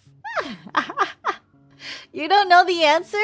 Or do you already know and just won't admit it? Neither. I just don't want to give you another chance to laugh at me. This machine really knows its stuff. Thank you for your 5-star review, my dear customers. I look down and discover that Caleb's shopping basket is stuffed to the brim. I take a closer look. My summer, falling Asiatic apple, she's happiest with him? Caleb, when did you pick all this random stuff? What's so random about it? Before you got here, I already tested the machine's accuracy by using your name. It's normal for the results to be about me, yeah?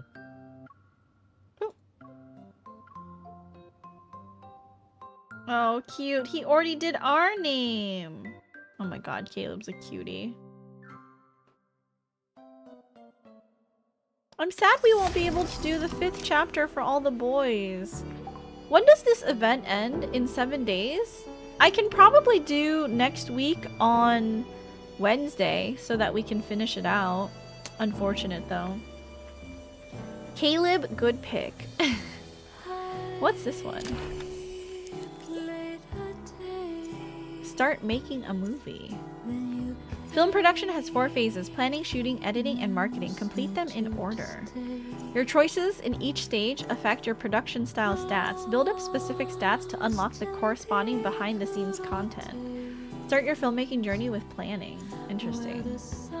We'll do this later. Let's switch to... what was it? Let's do Silas next. So long as it isn't Raphael. It's the night before filming starts. I drag Silas to a film art exhibition in search of inspiration. This movie tells the story of Mike, a vagrant, and Ruckus, a bread merchant, as they embark on a racing adventure. The exhibit hall is packed with visitors. I'm listening intently to the audio guide when the voice in my earpiece is abruptly cut off.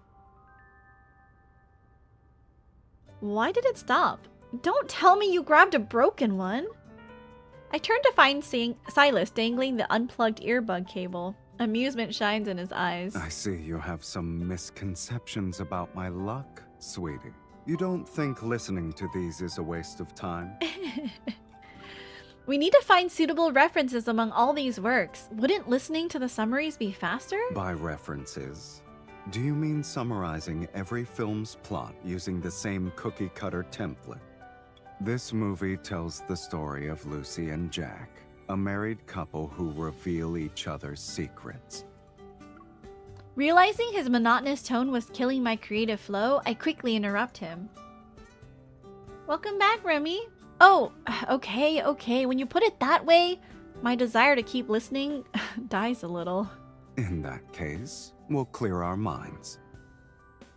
I follow his gaze to the center of the exhibition hall, where a holographic device automatically generates films based on the viewer's characteristics. So, we'll create our own template instead of relying on others? Using my quick reflexes, I push Silas onto the holographic device's recognition area. Since we're making a dangerous and thrilling film, using you as a reference is perfect. I need you to make a small sacrifice and stand there for a bit. Don't forget that the film we're making has 2 main characters. Before I can move, my arm pressed against his back, he grabs my wrist and pulls me into the circular recognition area too. In these sort of films, there's always a scene where someone drags another person down with them. I see we don't need this device. You alone are an endless source of inspiration. However, after successfully recognizing the main characters, the display fails to load. Just as I'm about to try again... This device can only be used after listening to the film commentary. Oh, interesting. So, it's a package deal. Now what? Do we keep listening to the boring commentary?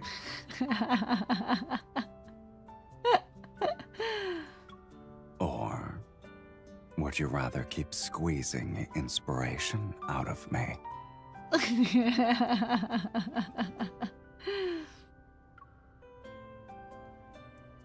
Without any hesitation, I toss the audio guide into the return box in front of the device and link arms with him. Neither. When I stepped onto that device, my head was filled with images. Gang shootouts, life on the run, and I have a certain someone to thank for that chance to experience all of that firsthand. A small smile tugs at Silas's lips as he gently pats my head. Even the most thrilling things can get a little dull. Making a movie is a refreshing change. And, as the one who kick-started my filmmaking career, you deserve an equal amount of credit. Come here goes, I'll squeeze you, baby. Aw, squeeze Silas. Are you gonna squeeze all the inspiration out of Silas? Wink wonk.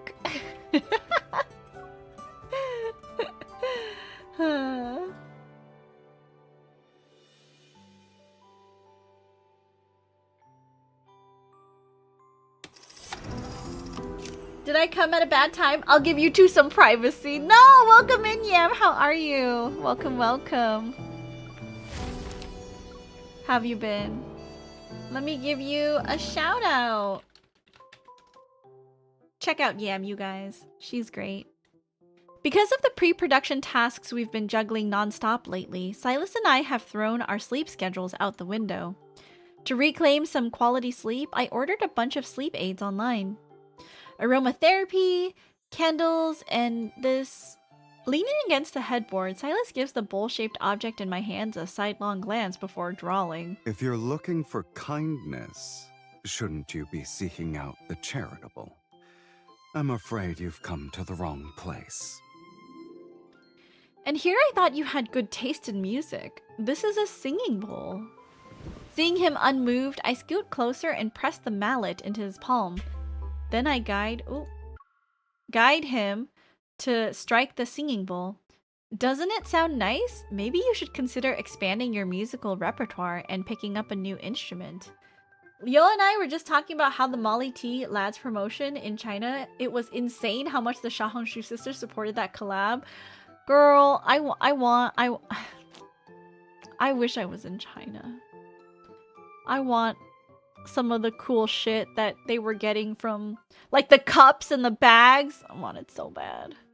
It's fine. It's fine. It's fine. It's more convenient than a pipe organ, and it's not picky about where you play it, so whenever you get the urge, if I see anything, lads, I'll get it for you. You're sweet, Yam. Thank you. Only if it's not too expensive, and I'll pay you back. If you see Zane stuff specifically. Thanks. I love you. Not bad. You catch on quick. An amused smile tugs at the corner of his lips as he leisurely twirls the mallet between his fingers. Are you sure you want me to do the striking? Let's be clear about one thing. I can't always control my strength. Recalling how he knocked someone out cold with a single punch in the ring, I immediately abandoned that idea. Never mind. I'd rather have my eardrums stay where they are. This probably doesn't suit... Oh. You anyway. Let's try something else. Just as my hand reaches for the diffuser, an unstoppable force intercepts and pulls me under the blanket. That's enough experimenting for the day. Lulling you to sleep doesn't require all this preparation. A sense of foreboding flickers through my mind. I raise my hand to cover his mouth before taking this chance to bury my face in the crook of his neck. I'm sleepy. Too bad your lullaby has to be used for another time. Just as I'm about to pull the blanket over my head, my phone lights up with actor profiles the director sent. One of the supporting actors has a scheduling conflict. We found a last-minute replacement, so please look over the resumes. Problems are still popping up before we start filming. I really can't let my guard down for even a moment. Too lazy to get up and move elsewhere, I prop my phone against Silas's chin and start reviewing the documents. This actor might actually be a good fit. Lulling you to sleep and doubling as a phone stand. I didn't know I had so many household-related features. A few more are still in development. Please wait for the updates. That won't so be necessary. Cute. A new feature is ready to be tested right now. It's so domestic. Swirling black-red energy takes the phone from my hand and tosses it onto the sofa. You call this a new feature? A forced shutdown? It's not just for a phone. You too. A cool palm promptly covers my eyes, while the arm cushioning my neck draws me closer into his embrace. Unless you want to show up at the shoot tomorrow with dark circles under your eyes. Behave. Drowsiness quietly creeps in, and I can't help but yawn. Maybe it's because his familiar warmth dispelled my restless thoughts. If I knew this would happen, I wouldn't have wasted time trying those sleep aids. It turns out you're the most effective one. I can't believe we get like an implied, like, we're sleeping in bed together scene with Silas. That's crazy. That's crazy.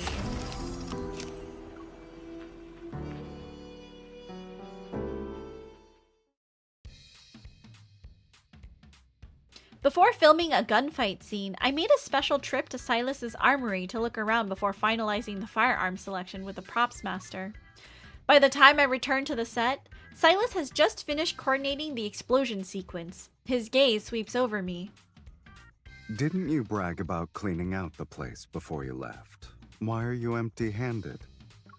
Or are your standards so high that even the things in my armory aren't good enough anymore? Behave!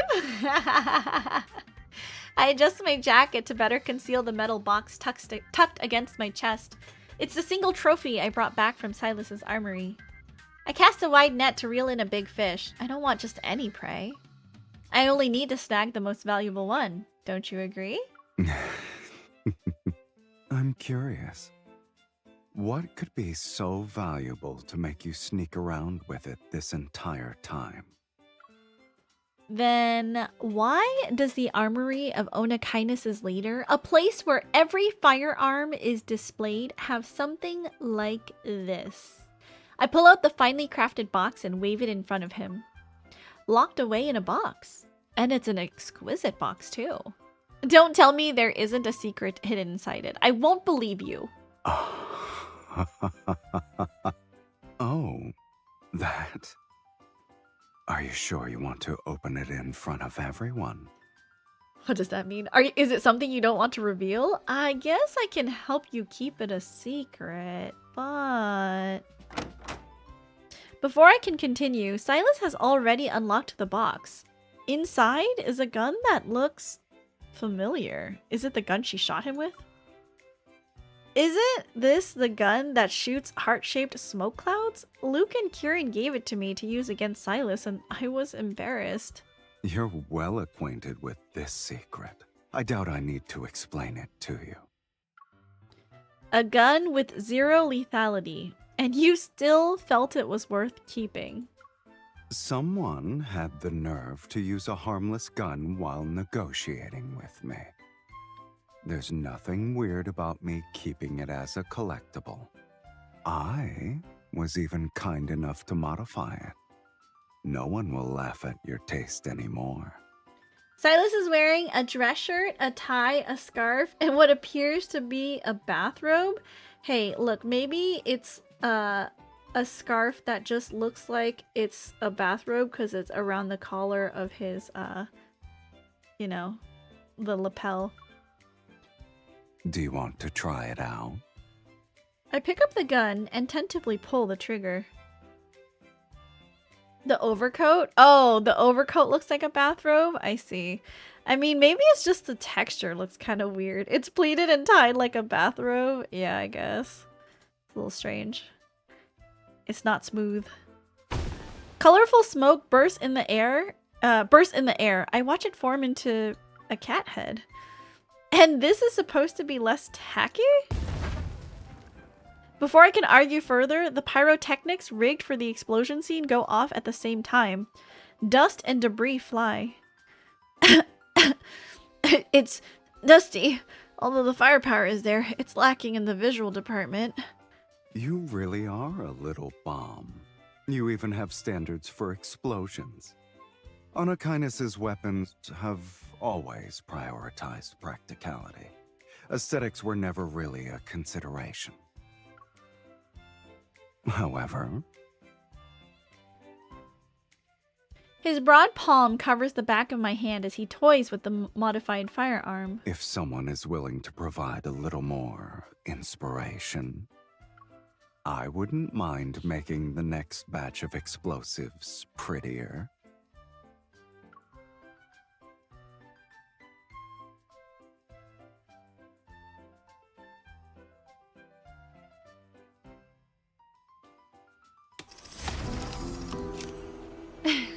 So cute.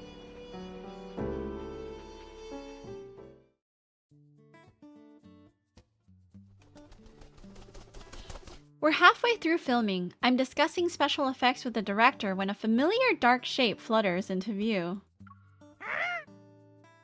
This script calls for a few establishing shots with crows to set the mood. We were planning to add them in with CGI. After circling me twice, Mephisto lands gracefully on Silas's shoulder. The director's eyes immediately light up. Real footage will look better if we can actually get it.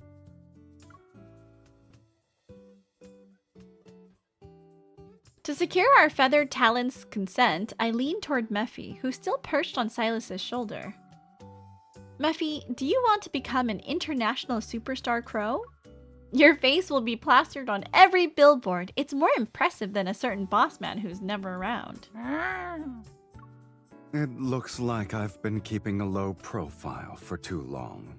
You underestimated my reputation. Appearing on the international wanted list isn't exactly a challenge, but I don't mind raising my value. You, on the other hand, might want to start thinking about how you'll introduce me to your colleagues. My boyfriend? It's not like the odds of a fruit vendor looking exactly like a wanted criminal are zero. Effie, does this mean you've changed your mind? He's saying the only thing he'd be willing to appear on is a wanted poster, not a screen. Then what if we give your name a wanted poster effect in this special thanks? Mephi's beady eyes brighten as soon as the words leave my mouth. It's clearly an offer too tempting for any bird to refuse. Like master, like bird. Guess bad influence really does rub off. Maybe all crows are just like that. Silas wraps an arm around me as we follow Mephi, who's already darting toward the set. If you can make him bend to your will, I'd say you're not as innocent as you let on.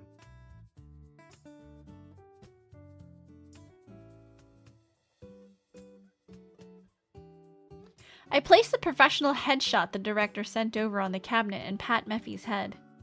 Let's give a round of applause to the greatest avian actor of our time, Mephisto! In this film, he delivered a breathtaking performance as a crow! Did he win the Best Performance Award? His range is limited. Playing himself is all he has.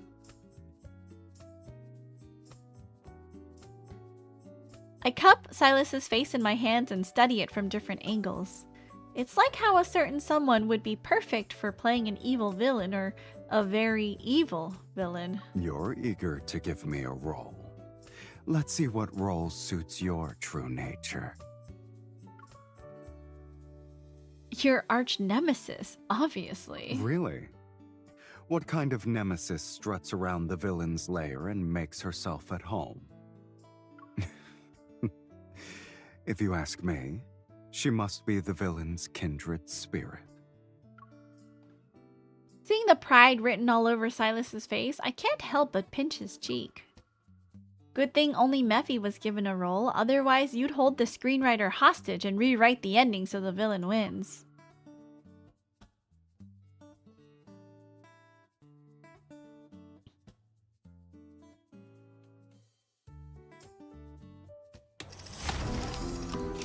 Cute!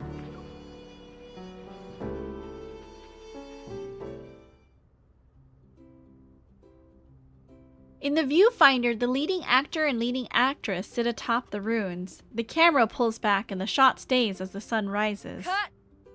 Congratulations, everyone! That's a wrap. Amid the cheers, the staff calls the actors by their character names one last time as they hand over their bouquets.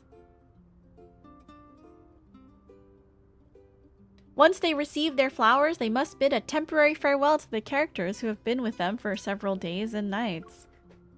Everyone else is holding flowers. Are you planning to stand there empty-handed? It's not customary for producers to receive a bouquet. Besides, our work isn't over yet. Customary? The only thing I know about rules is that they're meant to be broken. Silas steps aside and reveals the prop cart behind him. All the actors' bouquets have been handed out, but there's still an entire cart overflowing with flowers. For those working behind the scenes, the real show has just begun. But that doesn't mean we can't celebrate a milestone. Oh, he's so sweet. Pick one to hold for now. The rest will be delivered to your place. Ah, yes. A boyfriend like Silas, where he's like, what should I get her? Like, one of everything, I guess.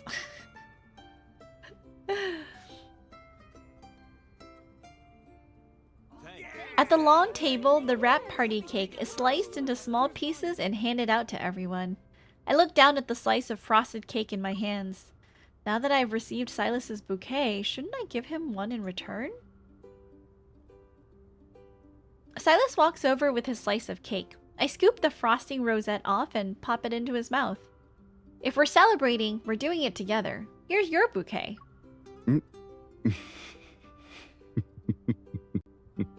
Get back here! Standing in the middle of the frosting war zone, the two of us seem out of place for some reason. Dude, that little, what do you even call that? It's not quite giggling. But that, laugh that he had... Ooh. I don't think I could save that either. I don't think that's something that I can save. Yep. Okay, that's fine. It was a great little giggle, Silas. Thank you. Everyone else is busy fighting each other, but here we are in our own peaceful bubble. That just proves we're the only ones who can stay in step with each other. Are you sure this peace will last forever, though?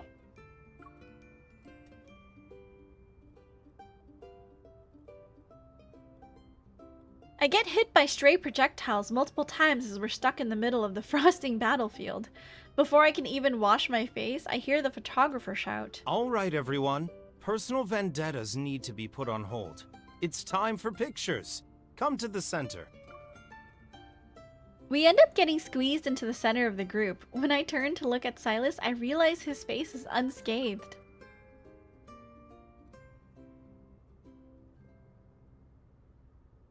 How are you so clean? You actually managed to dodge the cake? I didn't move.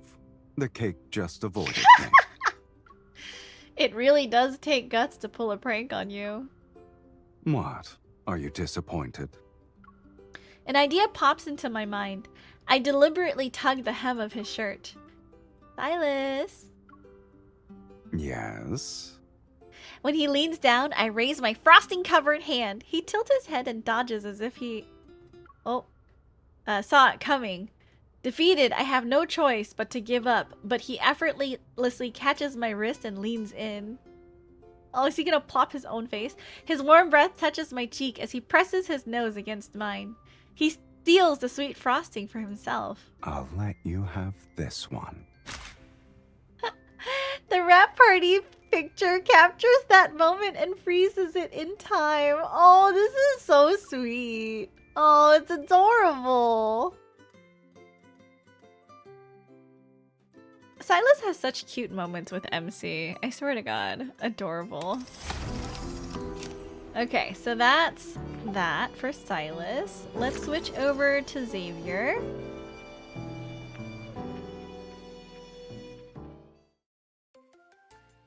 Is this the place? Xavier and I arrive at the set. In the long, narrow corridor, dim light casts swaying shadows on the walls. I'm not sure if it's because I'm about to make my debut as a producer or because of the atmosphere here, but I feel a little nervous. Something terrifying could pop out at any moment. We can use horror movie logic. don't get too curious. Don't trust strangers. As Xavier speaks, he takes my hand. And most importantly, never be separated from your partner. That's how we'll keep the horror movie cliches at bay. A dark figure suddenly lunges from the doorway. Blood drips from its face and sharp fangs are protruding from its mouth. Xavier and I step back. Under our silent gazes, the figure's dramatic flailing starts to look awkwardly out of place. Hello. You must be the director? Xavier sets a toppled light stand upright while pointing at the hem of the figure's costume. It's caught on the doorframe. Another tug will ruin it. Do you need some help?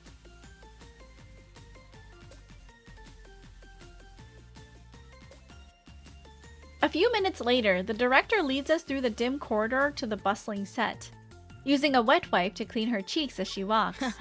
This is actually our tradition for welcoming new members to the team. The jump scare was a bit rough, I know. Sorry about that. We've actually seen your previous work and behind-the-scenes footage, so we were prepared. Oh, you've seen my movies? Yeah. The way you utilize the shifts in lighting to build fear is brilliant. Xavier wiggles his fingers and a twisted humanoid shadow appears on the wall. It's waving at us. How did you do that? Lighting technicians, over here. The amazing sight quickly attracts the entire crew. The atmosphere is lively before long. Ah, his light evil, I see. After the welcome ceremony ends, we return to the lounge. Are you still nervous? Kind of at first, but knowing you're here with me made it disappear. You understand how horror movies work, and you have experience being on set. I count off each reason on my fingers. Xavier takes my other hand and raises a few more. We watched those movies together, and we shared that experience too. No wonder I wasn't nervous. I was with you. Even though this is my first time as a producer, I want to do my best. If someone we know has complaints about the movie and then sees our names in the credits, we'll just say we didn't make it before they ask. That would only make us look more suspicious. He leans down and gently presses his forehead against mine. If that's the worst case scenario, then there's nothing to worry about. You considered all those factors, but you still haven't noticed the most important thing? As long as we're together, we can always look forward to something good.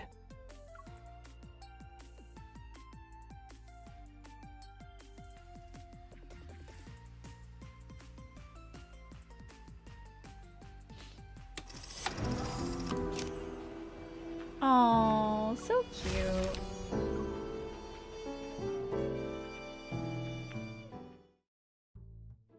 The essence of horror is psychological terror, a despair in which everyday life becomes unpredictable. Audiences need visceral fear. For example, abrupt sounds and images. Classics are classics because they don't innovate. As the atmosphere grows increasingly heated, we have no choice but to pause the meeting and let everyone cool down.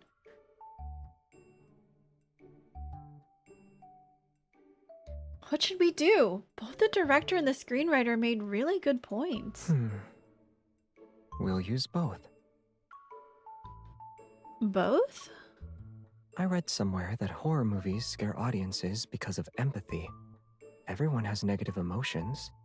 When those take form, they become the monsters bearing their fangs on the screen. What insightful book is that from? Stuck in a movie and fell for my partner. I have my doubts about this book's credibility, but I still want to borrow it. Kind of. So they're just targeting different audiences? Most works pick one direction, but our story has room for every possibility. Isn't the most interesting part not knowing what will happen next? Oh, now I understand why you like horror movies so much. That's one reason. If you want to know the others, I'll tell you when we watch a horror movie next time.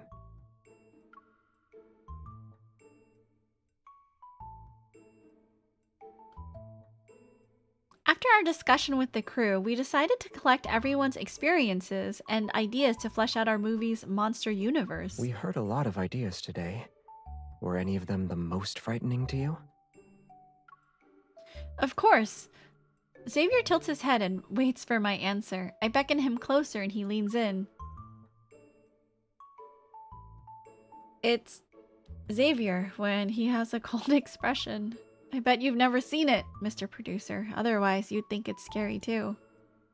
You never know how you're supposed to get back on his good side. This must be what the screenwriter meant by psychological fear. But you don't seem entirely scared. In fact, it's almost like you're anticipating what Xavier might do when he has a cold expression. Ahem. I'm expecting him to hurry up and finish his work. I press my hand against Xavier's chest as he moves closer. A hint of amusement flickers in his eyes. You reminded me of something. It's the most terrifying thing in the universe. Are you curious? It's the kind of scare tactic directors like too. It's cliché, but it always gets me.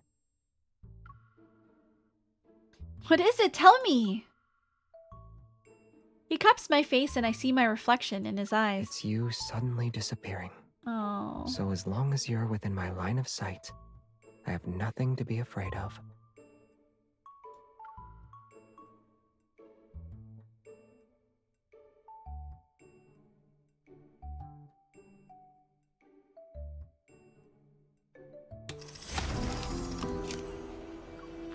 So cute!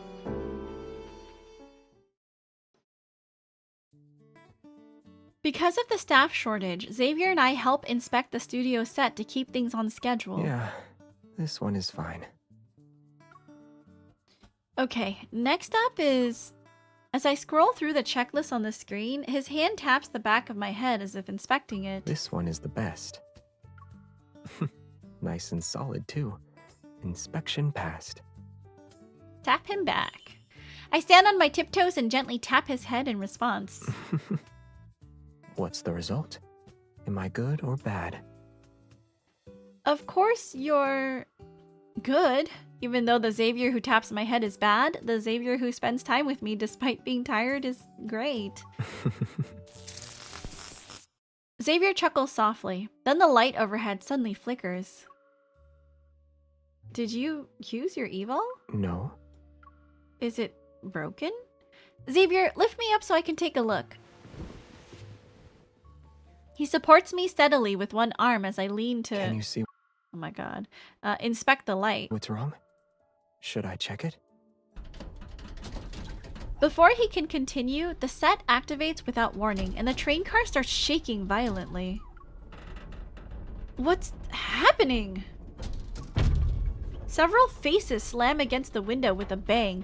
Their features squished and distorted against the glass. The sight makes me shudder. Don't look over there.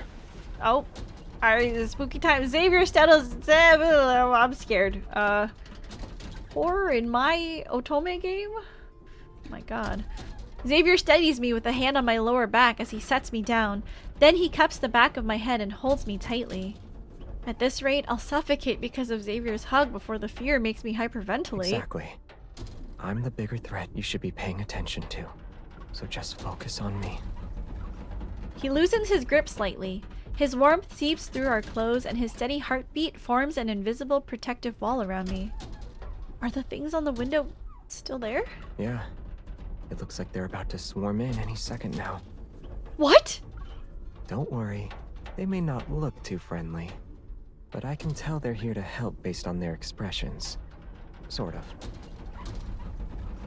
6th love interest. Yeah, there is 6th love interest news. We'll go over it after I finish this event stuff. The door slides open with a hiss and I slip out of Xavier's arms before everyone rushes in. Are you okay? Is anyone hurt? We saw the set activate from outside. The train door was locked, so we couldn't get in. We had to press up against the glass to see if you two were okay. I see. I stay silent for 2 seconds before decisively giving them a thumbs up. You guys are perfect for horror movies. While the props team walks over to fix the ceiling light, I poke Xavier from behind. You knew it was just the staff, right? You were too calm. I was too focused on catching you to notice anything else. It didn't really matter either way. Even if it were something else, no one knows who'd be more afraid.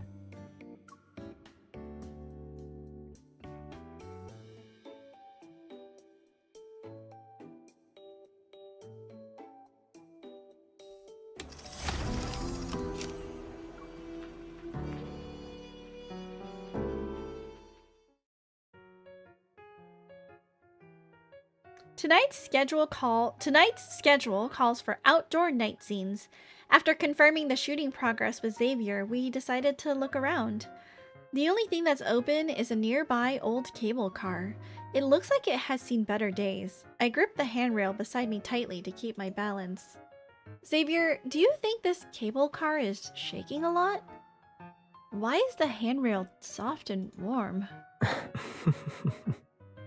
Why are you laughing? When I give him a puzzled look, he reveals an innocent expression. I thought handrails were not allowed to talk. I follow his gaze downward and realize I've been using his thigh as a handrail this whole time. I clear my throat and shamelessly keep my hand where it is. A real handrail wouldn't talk back. What are my lines supposed to be then? Creak. Creak. Ah, so cute! The rickety cable car creaks in response as if to join in. The atmosphere turns slightly eerie and I find myself on high alert. Hold on, Xavier, you're not going to tell me a scary story, right? He reaches toward me and I shrink back. However, he just gently tucks my hair back into place. Why did you close your eyes? Did you think I was going to scare you? Maybe, don't scare me. Oh, you have a track record, mister. I bet you want to use the creepy atmosphere to spook me. That way, I'd move closer and cling to you. You caught me red-handed. Have I used this trick too many times? Is it getting old? Smiling, Xavier shakes his head and tilts it slightly as his gaze drifts past my shoulder to land on the scenery outside. I actually wanted to remind you to look at the scenery. I follow his gaze. Dusk has somehow quietly slipped away. Outside, only the night sky remains. But I don't see anything. A gentle warmth suddenly touches my fingertips. I lift my hand and see a soft starlight-like glow belonging to an evil. It flickers. The shadows inside the cable car dissolve into drifting starlight. A small speck of light gently brushes against my ear as if to comfort me. Don't you think the current atmosphere isn't exactly appropriate for a horror story? I cup the glowing specks in my hands and play with them. Before I know it, Xavier has wrapped his arm around my waist. It's quiet here. I can hear your heartbeat. There are many reasons that can make the heart race. Judging by your expression, you're not scared. So it must be something else? Oh. A hint of mischief flickers across his face. I clear my throat and leave the answer we already know unspoken. He has countless tricks for charming and scaring me.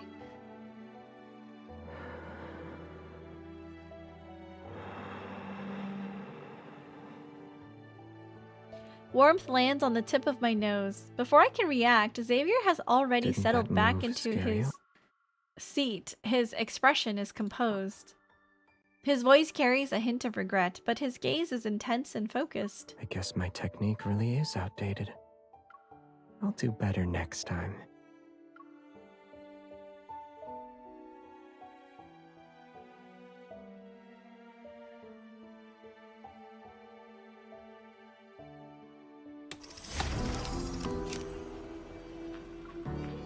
Last chapter that we can do for right now. As the shoot nears its end, I lean back against the sofa and flip through the promotional plan. Xavier sits beside me. He's reading a book. When I lean back to stretch, Xavier pulls me toward his shoulder without moving his attention away from his book. What am I gonna do? I've got zero inspiration. You can extend the antenna on your head and let your mind wander. My gaze sweeps across the pages in his hands where detailed wanderer data is interspersed with intricate illustrations drawn by hand. Noticing my attention on the book, he tilts it toward me. It's a log that Nero put together. He even included his own subjective danger level rankings. The easiest wander to beat up competition was fierce. I offered some suggestions too. Which one did you pick? Snoozer. Be careful though. Don't start snoozing.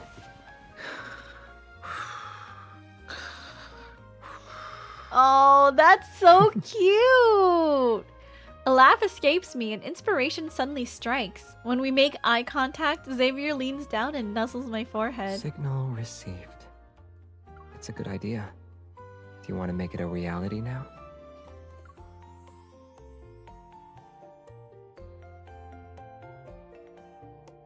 We partner with a PR company to build a monster collection website.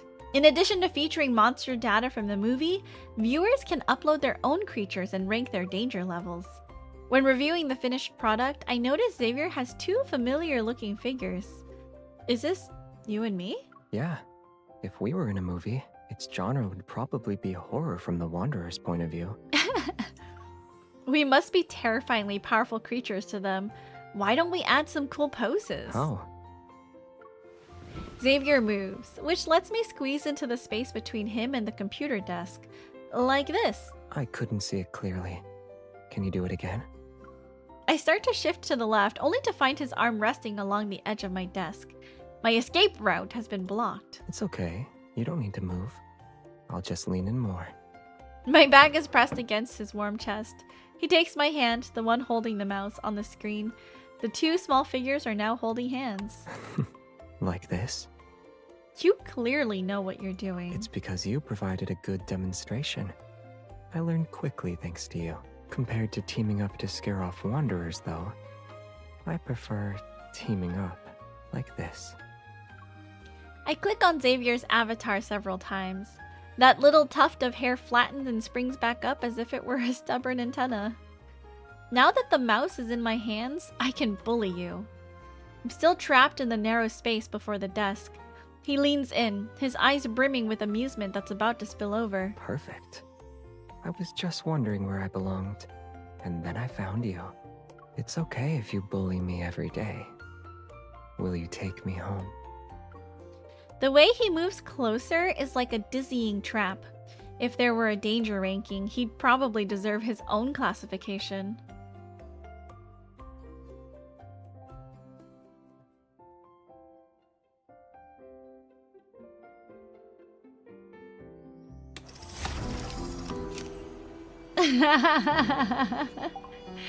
Alright, last boy, Raphael.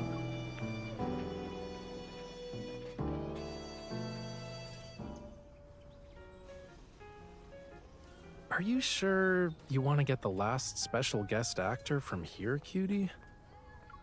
No, we can't skip. We need the things. Plus, Raphael he's not bad. He's just not my favorite, you know? Raphael offers a sympathetic glance to his ocean pals soaking in the tanks before turning to look at me. If they're gonna be ingredients, we could pick a few more. They all look fresh. In that case, I don't need to bother with going to the set. We can start with your kitchen. I pull up a digital copy of the script on my phone and show Raphael the story synopsis. A squid transforms into a human girl and comes ashore to repay a debt of gratitude. Are you telling me this is the leading actress we're auditioning today? More precisely, it's the leading actress in squid form. It only appears for 2 scenes. Is there anyone who's more qualified to vet this special actor than you? In that case, I can't judge them based on how good they are as ingredients. Raphael runs his hand past the tanks holding different squids. He shakes his head repeatedly. This one is too fierce. Nope. That one's got great texture, but looks a little camera shy. Most squid are afraid of bright lights, though. And there's gonna be flashes on set. How about we pick one that can glow on its own? He taps a tank. As if sensing danger, the squid inside reveals a blue glow that reminds me of an alarm indicator light. A firefly squid like this is good. It's small, ready for the camera, and most importantly, distinctive enough to be a protagonist. We're done with auditions then. Raphael takes my hand and presses my finger against the tank. My fingerprint is on the glass. There, we signed the contract. Oh, that's adorable. Squiddy, you're a special guest actor the sea god vetted. Give us your best performance. Don't let us down, okay? Looks like I need to do my best too, since I'm also a special producer you invited. Oh.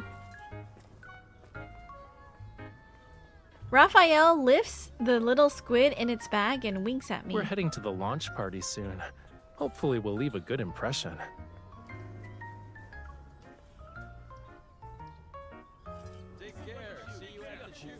My ride's here. I'm leaving our special actor in your capable hands. I wave goodbye to the director, then pat Raphael's shoulders.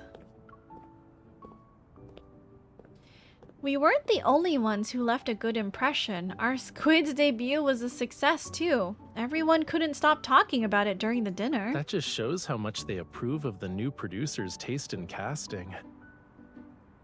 A good start means everything else will be smooth sailing. We need to properly prepare. I don't want to let everyone down. Oh, is that a hint of self-doubt I sense?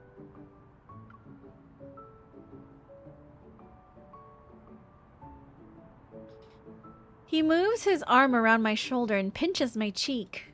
We can agree our squiddy passed with flying colors, but what actually put the director's mind at ease was your thorough plan for the shoot. Don't worry, even a teeny tiny squid can transform into a human. I have high hopes for your metamorphosis as a rookie producer.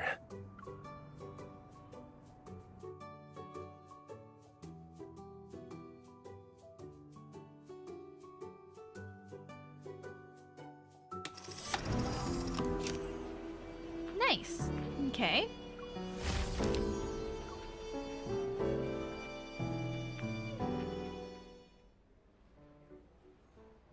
To prepare for the opening scene where our squid protagonist observes the shore from underwater, I arrive early at the underwater filming base. While going over today's safety protocols with the cameraman, I learned that we have a problem. We have only one cameraman who can film underwater, but we haven't been able to reach him. I'll try calling him again. Forget it. We can film from outside the water. The results won't be as good, but it's better than not filming at all.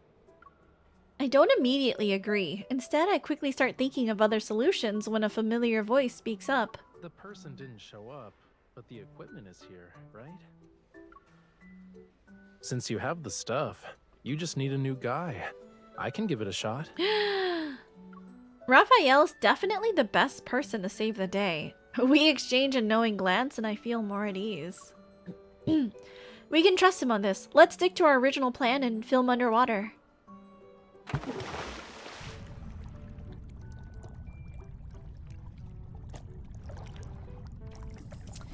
To avoid attracting suspicion, Raphael goes through the unnecessary motions of putting on the safety gear before diving in with the camera. Now I know what it feels like to be a human lugging around a scuba tank underwater. On my communication device, the director's indicator light is still dark, so technically speaking, Raphael and I are on a private comms channel. Is it heavy? Are you doing alright? Even though I know swimming is as natural to him as walking, this is his first time going underwater with gear and a mission to complete. The floaty arms are useful. It's lighter than carrying this stuff on land. Oh, right. I helped set those up. I almost forgot. Doesn't my cute producer trust me? Your anxiety is making you flustered. Calm down. That's okay. I'm not excited about this. Private comms channel, he may not be wearing pants. No, he's wearing pants. But if you keep staring at me, you won't see what I'm filming. Do you really want to miss out on my brilliant shots? The director's indicator light turns on. I look at the monitor with everyone else. Yeah, that's good. Slowly pan the camera up, It'd be even better if you could swim while filming, but that's really difficult. Before the director can continue, a blue streak appears on the screen. It sends ripples through the water. That was quick. Is he born in the year of the fish or something? He's a Pisces, and he has the god of the sea protecting him.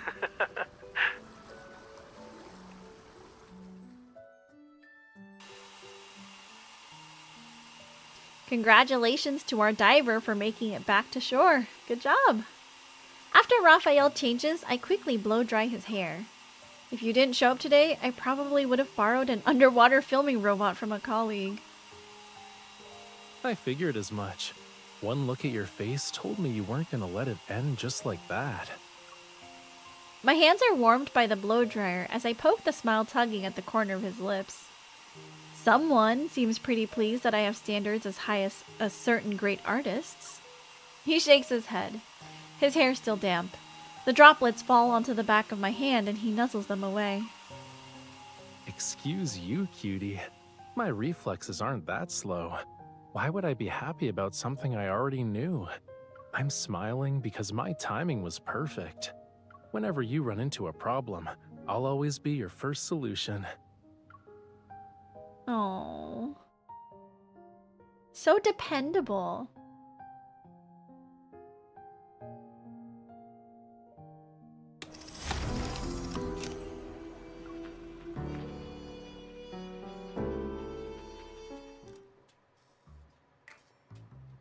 The crew has been filming the daily scenes of our squid protagonists' misunderstanding of human culture at a rapid pace. These scenes are supposed to be the funny parts of the movie, but there's barely any laughter on set.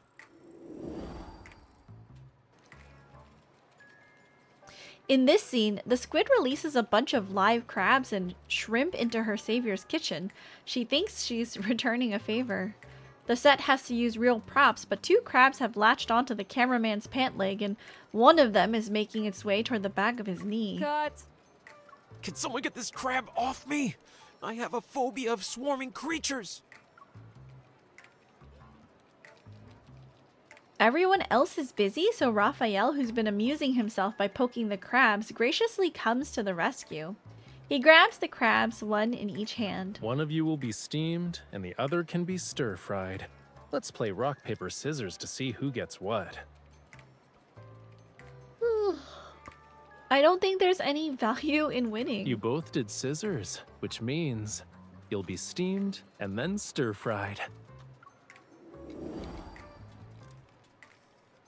For this scene, the squid plans to spray ink on the face of a student who bullied her savior. An inky rain will be unleashed on the classroom. The props master is worried about ruining the set, so they hand the task over to Raphael, who happily volunteered. It's not every day you get such a thrilling opportunity, and yet someone actually gave it up. You have no idea how much I envied squids as a kid. I wished I could spray ink. That way I wouldn't have to ask them to cover for me and watch my back. You didn't miss out.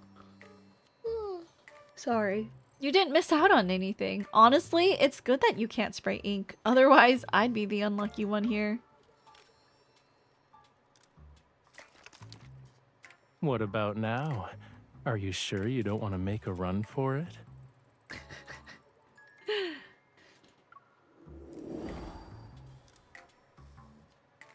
I recall those scenes. The chaos left the entire crew in shambles and no one was laughing. Well, except for Raphael. Today's goal is, finally, filming a quiet dialogue scene. It's the crucial identity reveal. The director is more meticulous than usual as she walks everyone through it. This is when you realize your troublemaking sidekick is actually the squid you rescued. Well, here's how I see it. But today's discussion doesn't go as smoothly as usual. The director and the actor almost butt heads over their interpretations. As I try to mediate, Raphael, who's been intently sketching, suddenly hands over a detailed storyboard. You can try following that if you want. Why does this feel strangely familiar? Raphael leans down and whispers to me. You told me your thoughts on the scene before, yeah? Doesn't it prove I was listening closely? The intricate lines vividly capture the character's emotions. After reviewing it, the director and the actor decided to rehearse using this storyboard. But Raphael doesn't put his drawing board away. He leans against the window and continues sketching. This is the last scene for today. Are you working on more storyboards? Well, there's a more important drawing I need to finish. What kind of painting could be important enough to make our genius artist actually rush? He taps my forehead with his paintbrush. It's the poster for our movie. That's something I can't let other people do.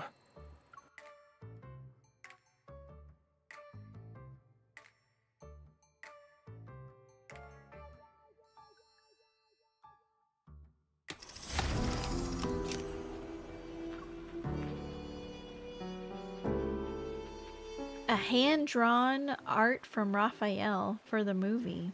The beach scene where the squid will be released is scheduled for the last day of shooting. The director and I originally planned to film it during the day at a nearby coast. But after scouting the location, Raphael suggested we film at a more distant coastline and switch it up to a night shoot.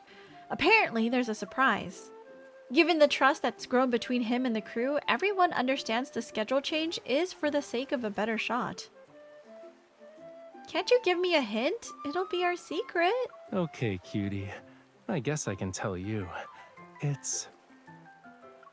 Raphael curls his finger to beckon me. I quickly lean in. Be patient. Ah! What happened to the trust between human and fish? I pout, ready to move back, but he wraps his arm around my waist. Look, it's in front of you. Following Raphael's gaze, I see a faint blue glow gradually washing over the shore. Those aren't the blue waves you'd get from algae. Do you remember who owns this unique blue? It definitely looks familiar. A firefly squid? Another bright blue light enters my line of sight. It's from the small tank Raphael is holding before me. Good thing you haven't forgotten about the special actor we signed a contract with. Firefly squids are the only ones who can create this shade. This is Raphael's surprise. The movie's most touching scene will be a breathtaking spectacle. Without any artificial lights, the leading actor conceals his lingering attachment as he releases the squid back into the sea. Hey, our special actor is swimming away. The shoot is done, but we haven't paid it yet. We can let it go. Freeing the squid is the best payment we could give. True, protecting fish rights is every human's responsibility.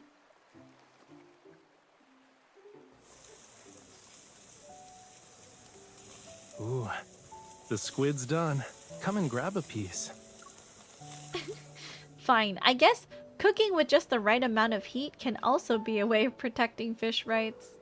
I pick up 2 grilled squids that look almost identical. My mind wanders back to the movie. After being released into the ocean, the squid still followed her heart and chose to stay with the human. If she turned back into a squid someday, would the human still be able to recognize her? Firefly squid all look the same. They glow with the same light. To me, humans all look the same. They wear similar outfits too. But the one person who matters the most to me, I can recognize her with just one glance. Aww. Smiling, Raphael puts the grilled squid in my mouth. Now that I think about it, while I'm good at distinguishing colors, I'm even better at finding a certain someone. Oh, that's too cute.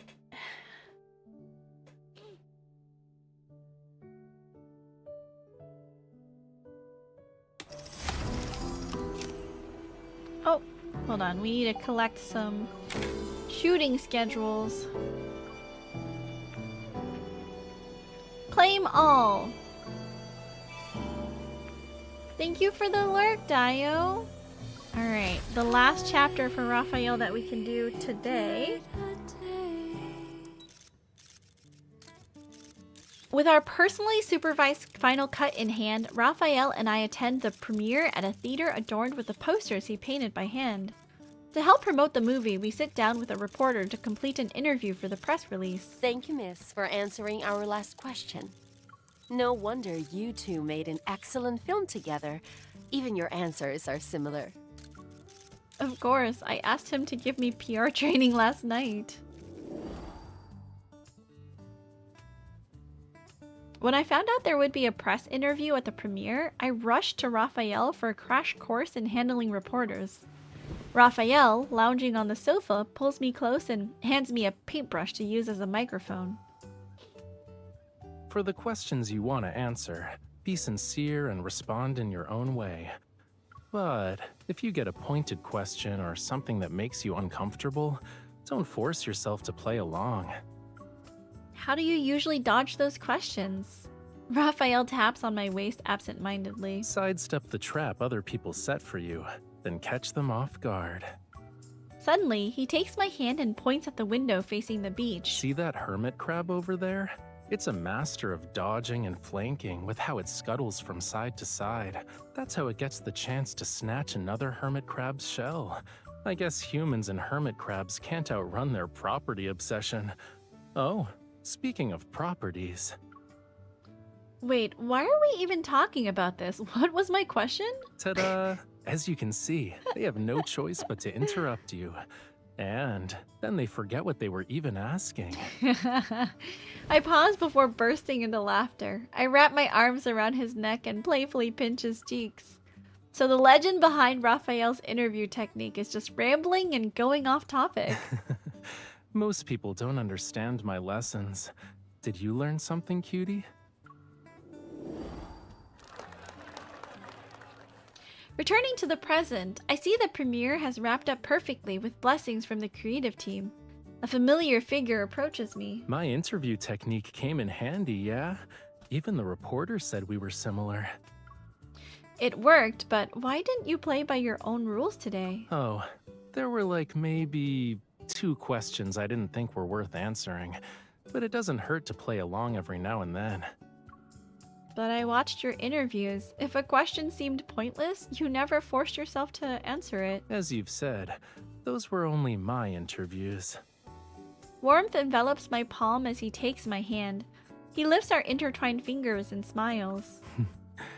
And here's the difference.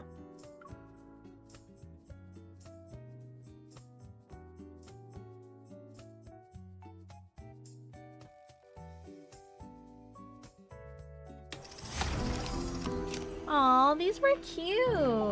Okay. Let's grab everything that we can. And then go to buy some stuff here, I guess. Let's get some... what is this? This is a sticker outfit? Okay, sure. Oh, is this the cart thing that I can do to add? Oh, okay. I see. I didn't realize we had this. Okay. Let's get the BGMs for sure. What's this? Sticker? Sure. Sticker. Sticker. Journal stuff. I love journal stuff.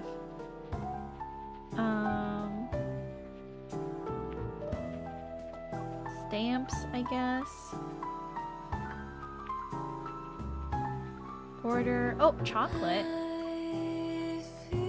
Pose.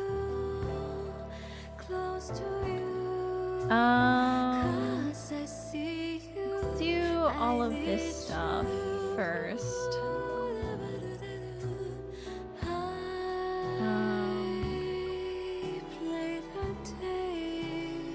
And then I guess we can get some of this other stuff, like the avatars. Okay, that's all we can get. Hold on. Let's get our boys first before anything else. Okay, cool. Check out. Confirmed. I did not know you could buy them all at once. How handy. How convenient. We still have some. What? Okay, well, let's add to cart, I guess.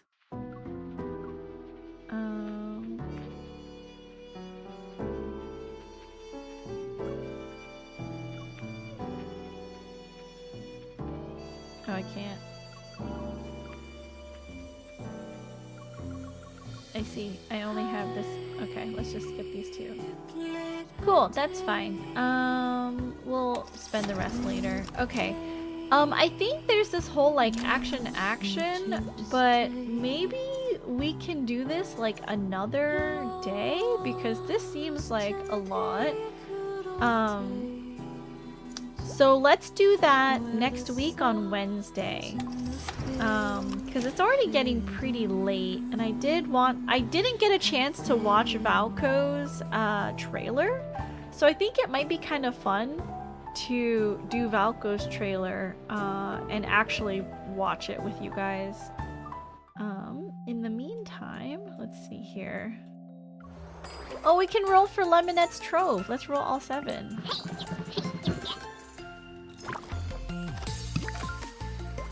What is this? General outfit. Little Mermaid. An avatar and BGM. Okay, I see. That's cool. Are we missing anything else that I want to address? Oh, yes. We'll do the 10 wishes. Let me just open my spreadsheet here. Okay, let's do 10 because we have the 10 free ones and it'll lower our pity.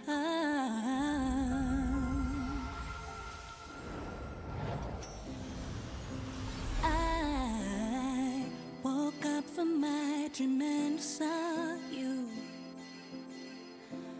Eyes so bright. Cool. Okay, we have the 10 free wishes. Didn't help, but it did lower our pity for the next banner. And I guess we'll see from there. Okay, so I would like to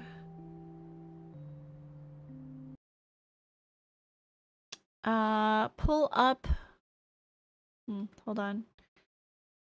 That's fine. Okay, I would like to pull up the trailer for this. How do I do that? Do I go here and then go to YouTube? And then go to Love and Deep Space. Love and Deep Space.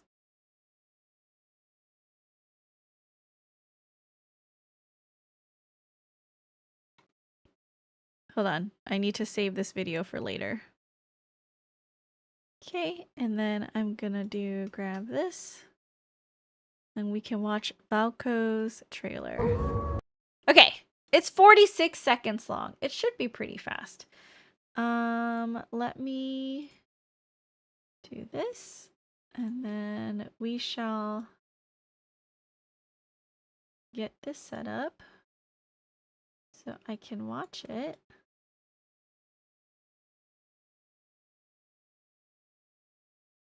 Okay. For people watching on the vertical stream, I'm too lazy to set that up. So you will just get the sound, I guess. All right, let's watch this together, you guys. I'm so excited.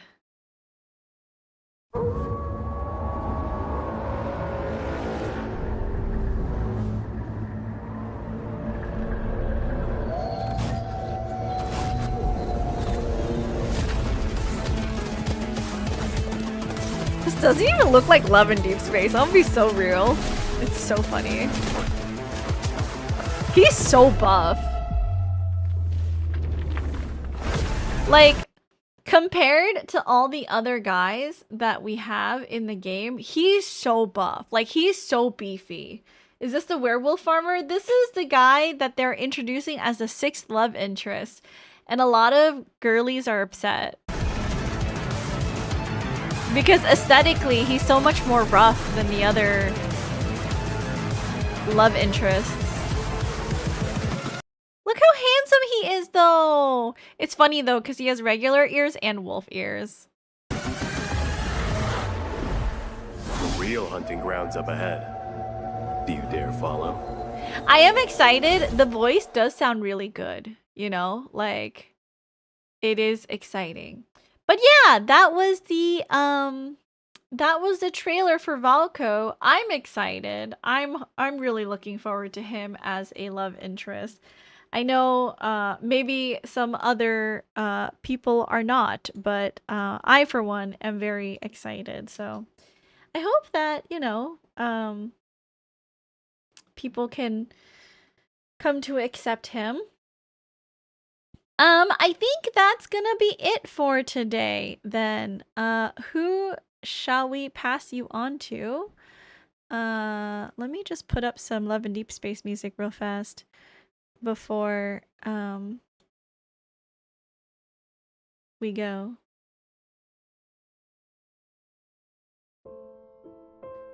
Okay. Let me see who is live right now. Oh, I'm probably going to end the Vertical stream. So goodbye to Vertical YouTube and goodbye to TikTok. I will catch you all next week for some Final Fantasy XIV and Jump King and Love and Deep Space again. So I'll see you guys then. Bye!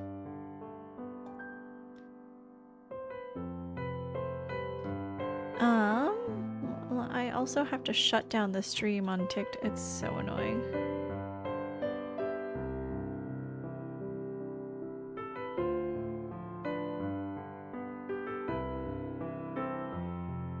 Okay.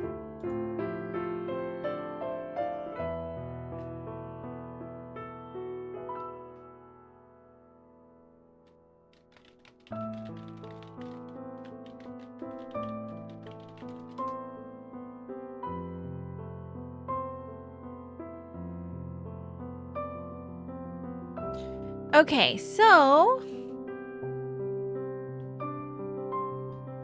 who is live tonight that we can raid into?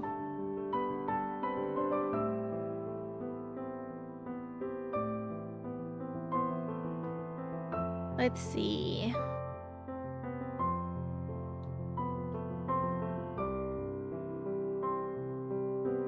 Cap is doing coffee talk if we want to raid into Cap's stream.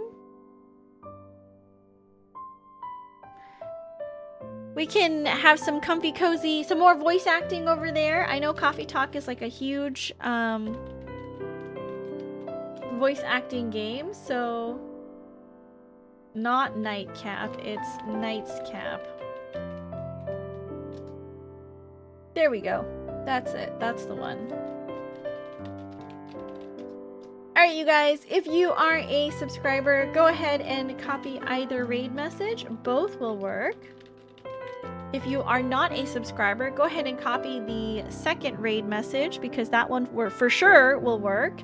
We are heading over to my friend Night's Cap stream. He is playing some Coffee Talk. It seems like it is like a game that he received from Lurk It, and so I think he's doing it as like a kind of ad campaigny stream as like a thank you to the developer maybe. But yeah, let's go over there, let's say hi to Cap, let's go support him, and if you enjoy his vibes, if you enjoy his stream, make sure to give him a follow. As always, you guys, please be happy, please be healthy, but most of all, please be kind. Be kind to others, because you never know what a smile, hug, or hello can do for someone who's having a bad day.